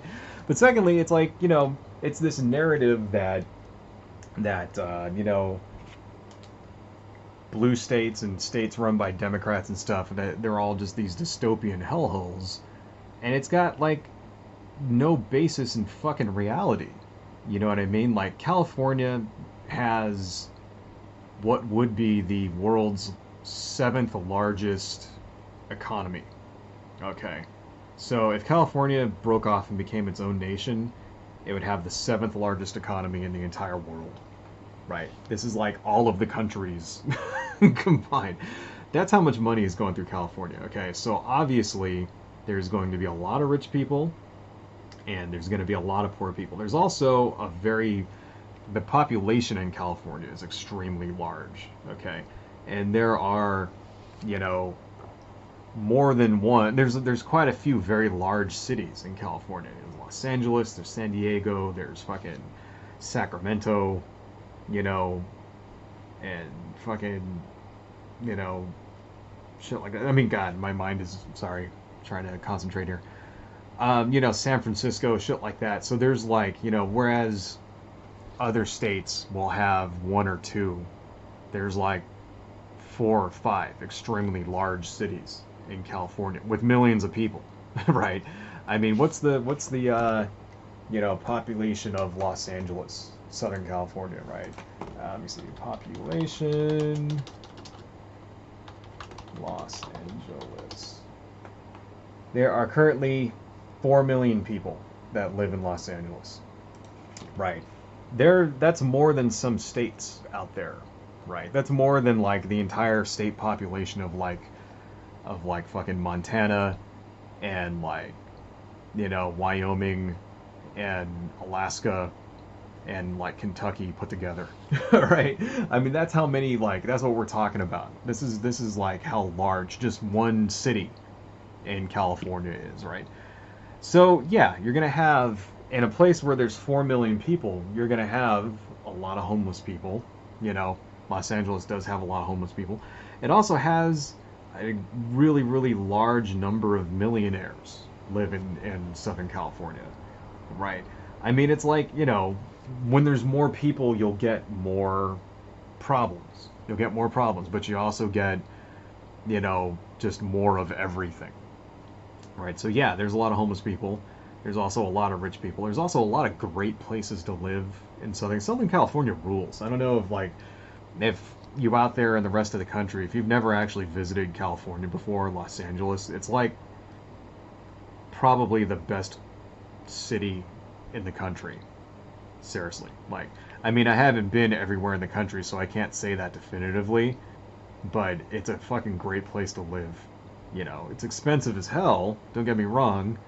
You know, you need money if you're gonna live out here.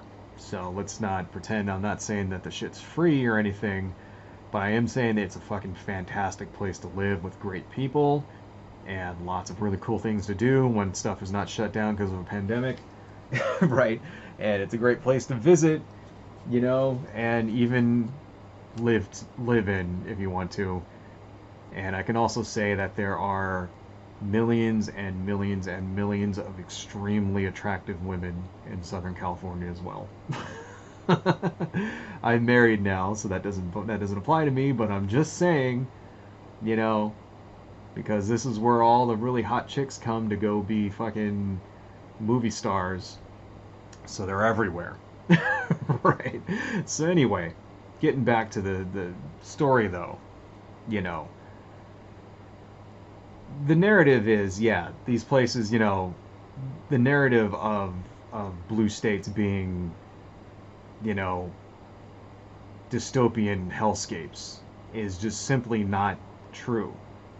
You know, as a matter of fact, blue states contribute more in federal dollars to the budget, and the red states take more in federal dollars. In fact, I've got another website here that I want to show to you guys. This is basically, let's scroll up here, from Wallet Hub, most and least federally dependent states. So we can kind of see here who contributes the most to the pot, who takes the most.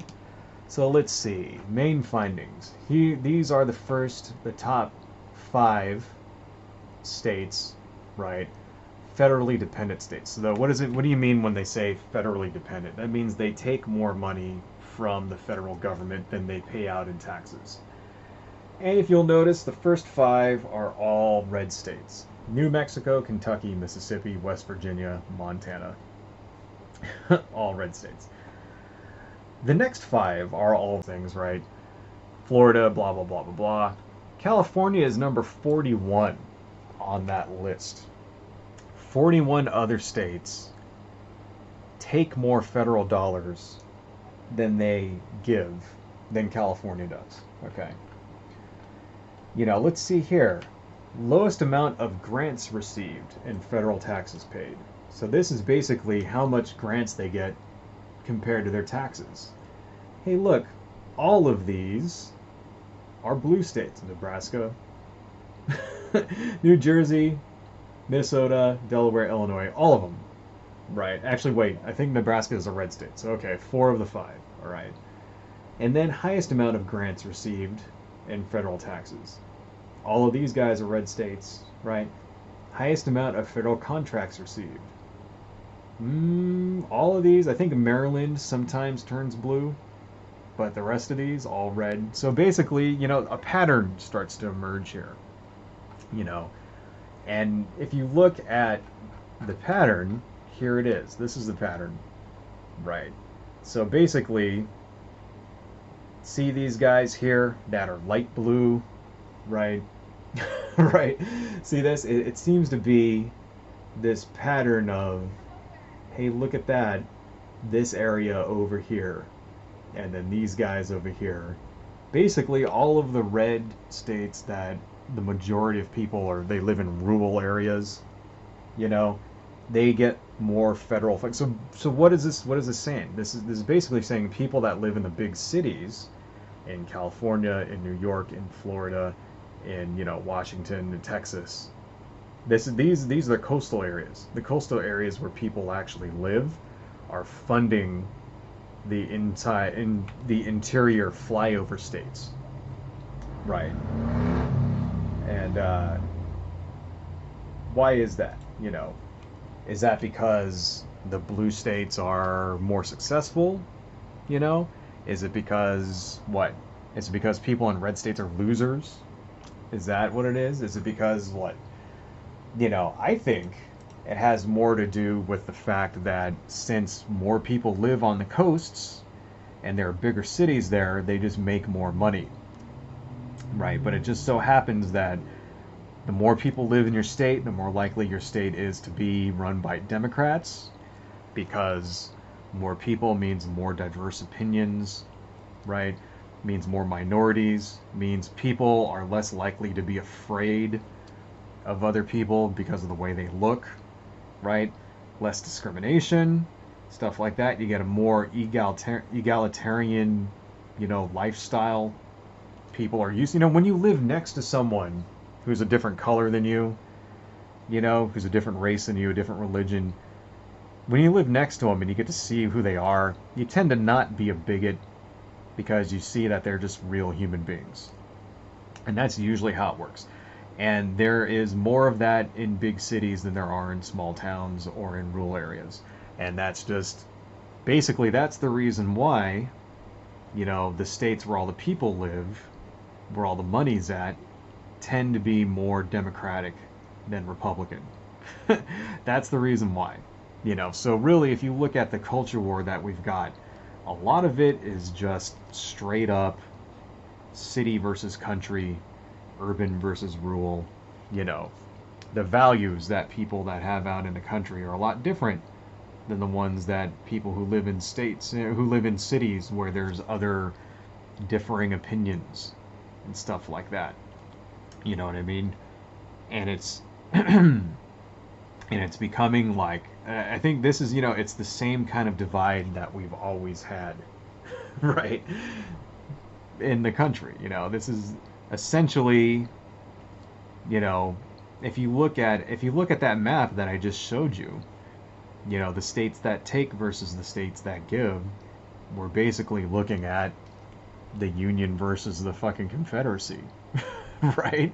That's what it is. It's like pretty much all of the fucking slave states are the ones that get all the federal money here because nobody really lives in those states because they're all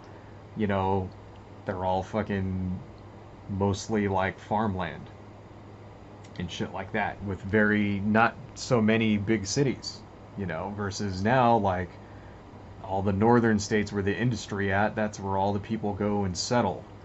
Those are the people that leave the small town, if you ever live in a small town, you grow up in a small town, the number one thing you do is leave.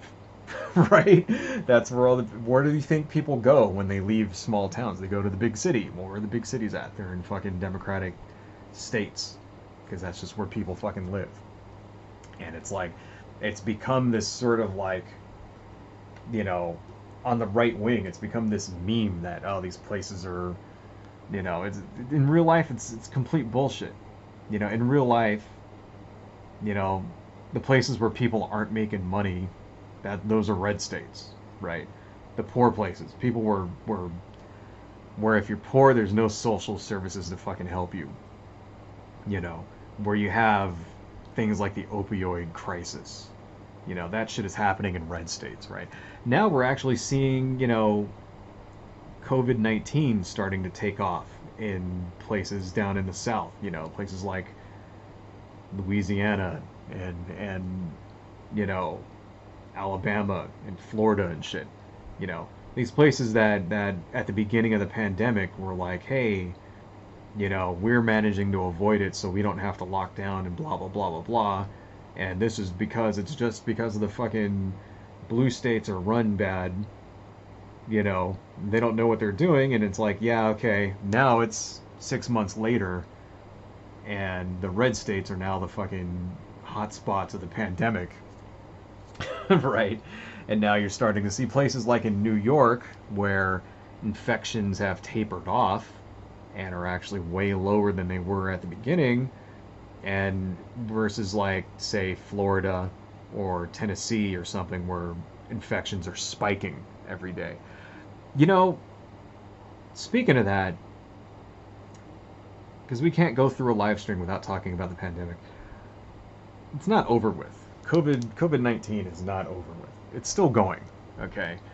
And I'm starting to see that a lot from people, like, because some of the places have started to open up a little bit. You're starting to see restaurants and stuff, in some places in the country. You're starting to see churches, sometimes in defiance of lockdown orders, but some states just aren't even enforcing that shit. And people are acting like it's over with, and it's like, man, it's not over with. I don't think you understand. You know, we haven't even hit the second wave yet of infections, right? That's coming in the fall.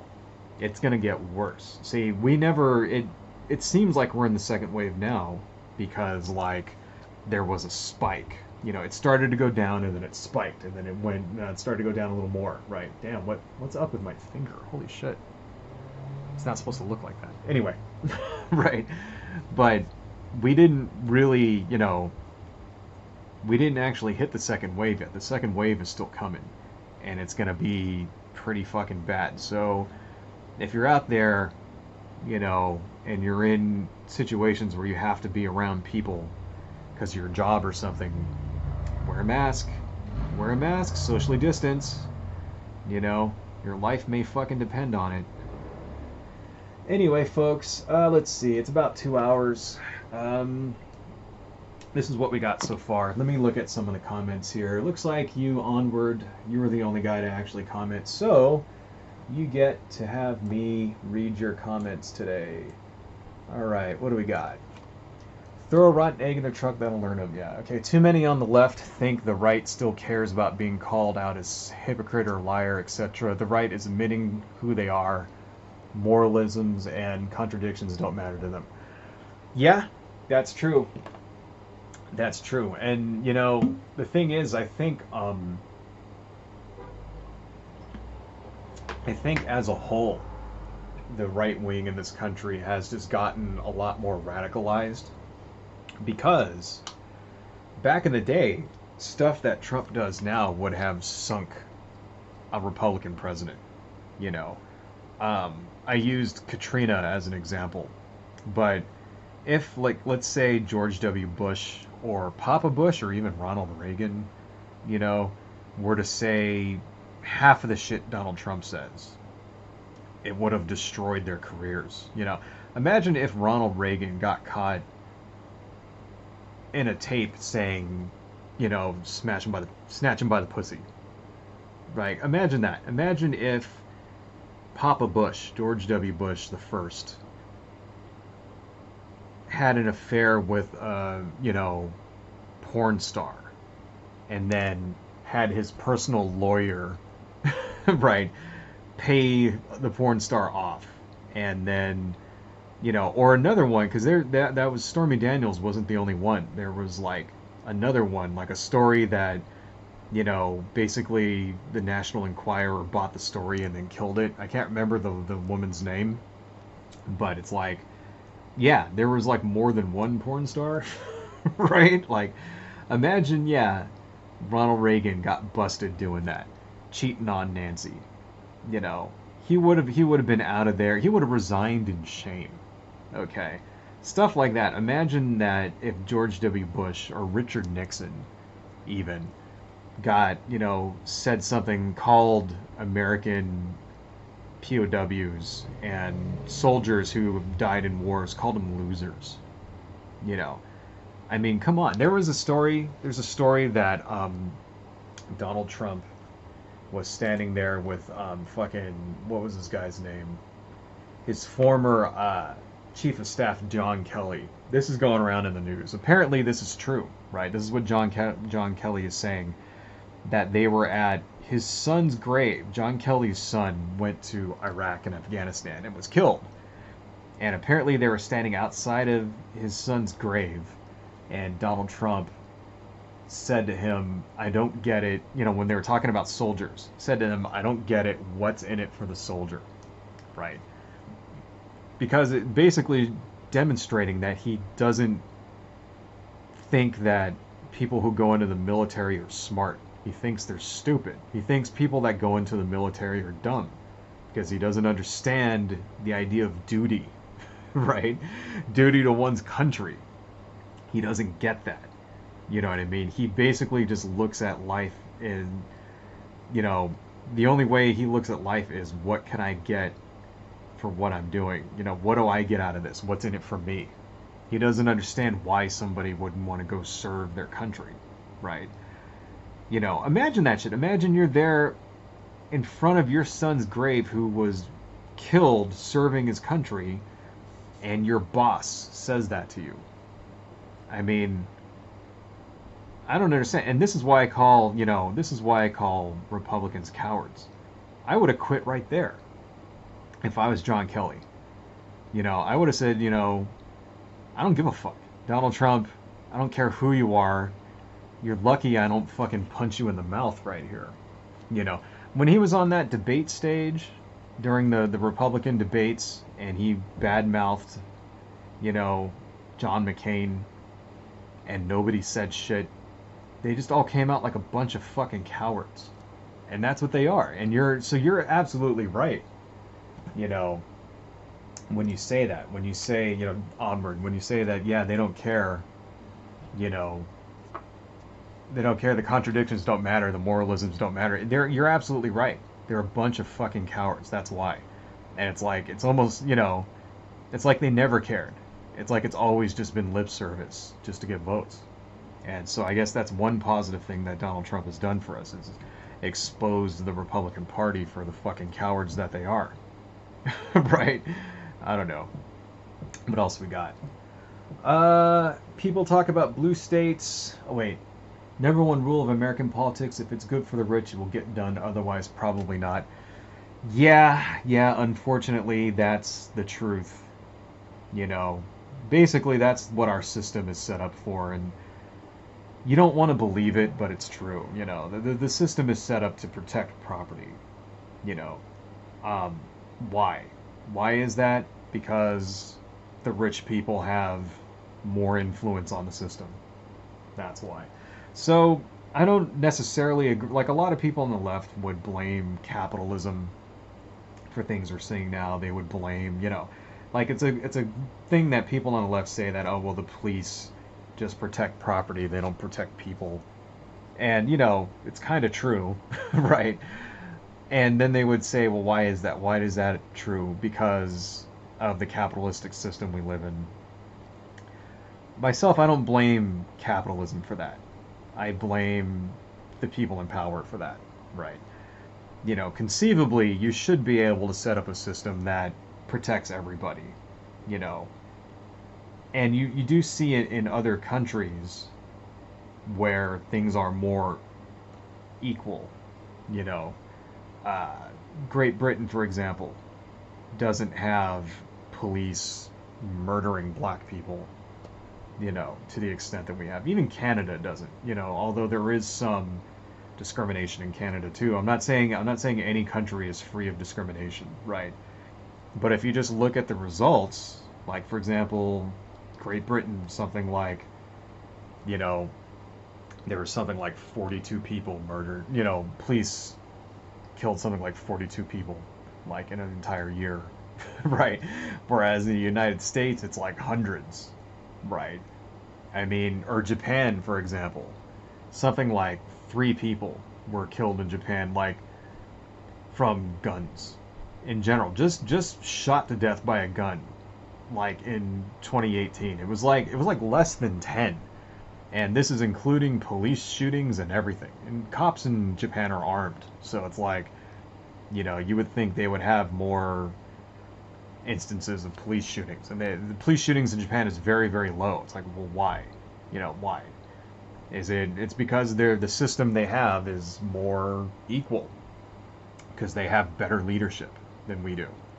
That's just basically what it is, They don't have half of their country basically just stopping any kind of fucking, program that actually helps people or makes people more equal. You know what I mean? Like, that's what we've got here. We have, like, an entire political party in this country that is dedicated to making, government dysfunctional. Right? Under the precept of lower spending. That's what it is. The excuse is lower taxes, right? And so whether that's like the motivation or not is actually lower taxes, which I think it is, or whether it's actually like promoting, inequality and systemic racism and institutional racism and shit like that, whether that's the fucking motive, which it most likely will be, it doesn't really matter because the effect is the same.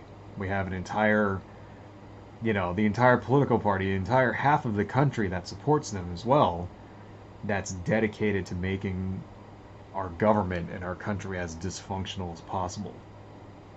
And you don't see that in other countries. So, we gotta, it's like, maybe a capitalist system does leave us vulnerable to those types of issues as well. But other countries on Earth are capitalist. And they don't have the same fucking problems we have. Right? They don't have people like losing their entire life savings when they get sick in France or in Germany or in Japan. That doesn't happen there.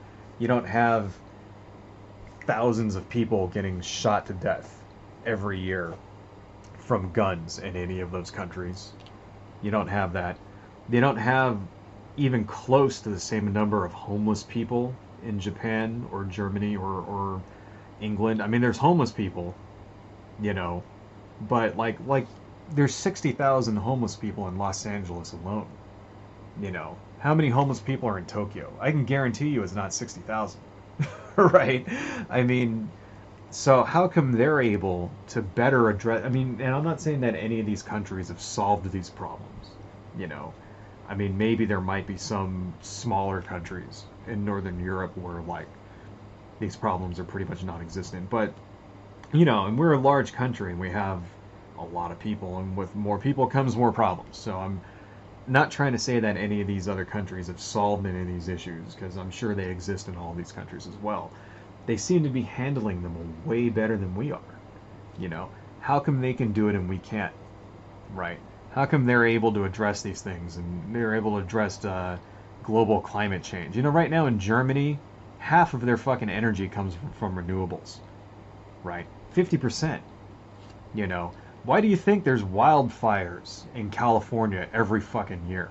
It's because of global fucking climate change. That's why. It's because we basically ignored it.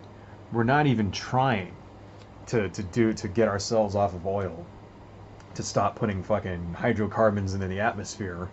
We're not even trying, because of Republicans, right? Well, other countries are. Other countries are excelling where we're falling behind. And it's like, why? How come they can do it and we can't? Because of fucking Republicans, that's why. Conservatives. Anyway. But so yeah, you're absolutely fucking right. They don't care. And we got to remember that. We have to remember that. And it should be something that every single person on the left should take to heart.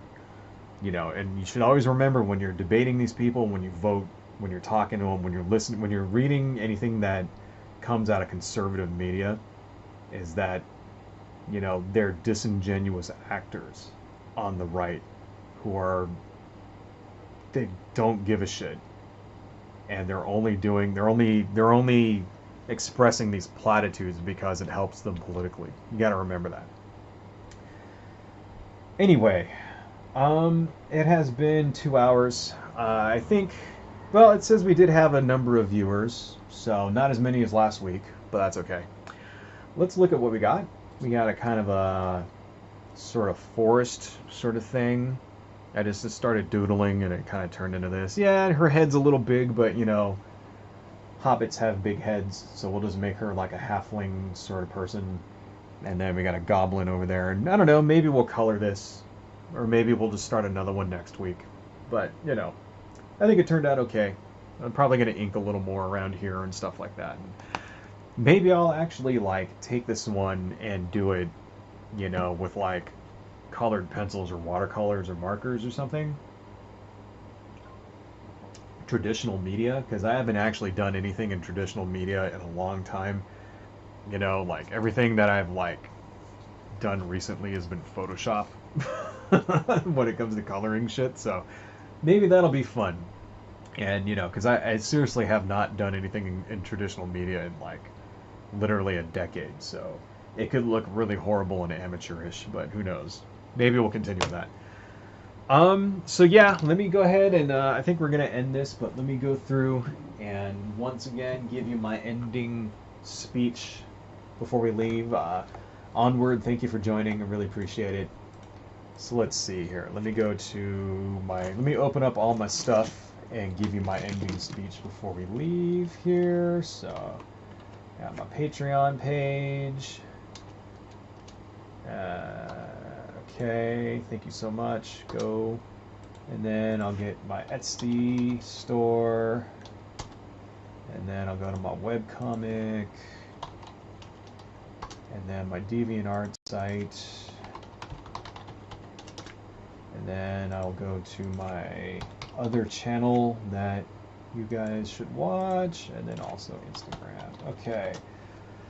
Okay, guys, before we leave, let me just go ahead and show you some stuff. If you like what I do and you want to see more, you can support me on Patreon. So I got a Patreon. I don't got anybody on it yet, so you could be the first. And if you like what I do and you want to support me, please consider becoming a member, because I don't have ads, and I probably most likely will never get ads on YouTube. And even if I did, they'd probably take them away because I swear too much, so fuck it.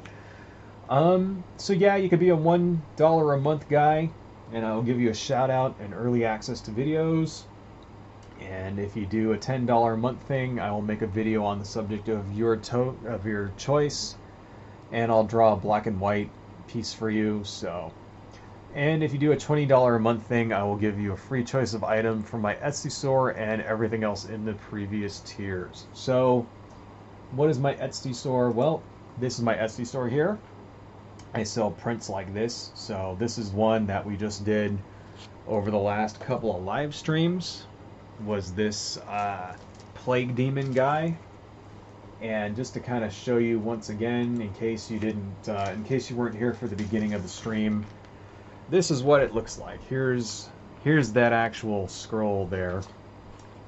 This is one that we did during live streams, so you can kind of see, you know, the details and stuff like that. And what I do is I put them on these, this is a cardstock is what this is, and then I stain it with coffee and shit like that, and then there's like this sort of leathery kind of thing that goes on there, and that, you know, each one of these comes out unique. So like I tear around the edges and then you put it in the oven, and the marbleizing and stuff like that will make each one different. So that's what they look like, these things that I'm actually selling here, right?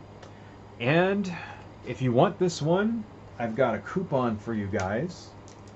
So it will give you $15 off your order. So if you order this guy, then you put in the coupon LIVESTREAM1. This will give you $15 off. So you get it essentially for free. I think you might still have to pay shipping. Unfortunately, I couldn't make a coupon that pays for shipping. Right, the most I could make it was 100%. So this is 100% doesn't include shipping, unfortunately. But, you know, so if you want it, that's if you want one of these for basically free, you know, put in LIVESTREAM1 as your coupon code. Oh, right. And you can get it for free on my Etsy site. So I'll put links to all this stuff in the bottom of the, you know, thingamajig so that you can catch it. I'll put it as a comment so you can see on the video. If you like that and you want to see more of my artwork, you can check out my DeviantArt website. So this is DeviantArt, where I put, like, you know, I basically post comics and stuff like that. Here's the thing I did with a ninja with chainsaw arms a little while ago. That was just for fun. Here's another scroll that I did. This is a Godzilla character, you know. And then I got my webcomic on here and stuff like that. So if you like what I do, you know, and you want to check out more of my artwork, it's DeviantArt Hawanja /Hawanja. Then I also have, speaking of comics, I have my webcomic, which is hawanja.com, and it's basically, you know, this is a webcomic that I had for a long time, and I'm in the process of recoloring it because, you know, the artwork was like, basically fucking a decade old and it looks like shit. So I kind of went through and recolored it so it looks a little bit better. So this is about ninjas and stuff like that, and kung fu, and there's martial arts, and you know, people getting their heads chopped off and that kind of thing. That's what Hawanja is about, right? And then I have another one called Dirty Kitchen Comics on the side, which is much more, you know, of a web comic kind of thing. You know what I mean? Some of these will just be like little, very short strips, or maybe one panel things like that, or you know, whatnot. So why is my connection so slow? God damn, it's slow. So anyway, this is yeah, my webcomic. If you like my artwork and you want to see more, please check it out. It's at hawanja.com. This here is my other YouTube channel called UCD Videos, where I do gaming live streams, and I also do like toy reviews and like you know, do toy reviews. I do gaming live streams. I do like video game unboxings, stuff like that. A lot of hardware reviews, that kind of thing. You know, here's like an old television thing and stuff like that. So this is basically non-political content. You know, if you want to see me talk about toys and video games and movies and TV shows, please check me out on UCD Videos. Last one, this is my Instagram, so Dirty Kitchen Press. So if you like what I do and you want to see more of my artwork, I post usually sketches and things here, so stuff that's like, you know, out of my sketchbooks, or like maybe some fan art. This is fan art, this is from Steven Universe, so I can't, you know, I made Rose Quartz as a big ugly monster. So yeah, you know, follow me here, and then I occasionally post stuff here maybe once a week or something like that. So that's where I'm at. And thank you guys so much for joining. Let me close all of these guys here. Thank you, Onward to Dystopia, for coming in and checking me out, you know. Really appreciate it. And I think we are done for now. And we will have another one of these most likely on either Wednesday or Saturday of next week. So, adios, guys. Talk to you next time.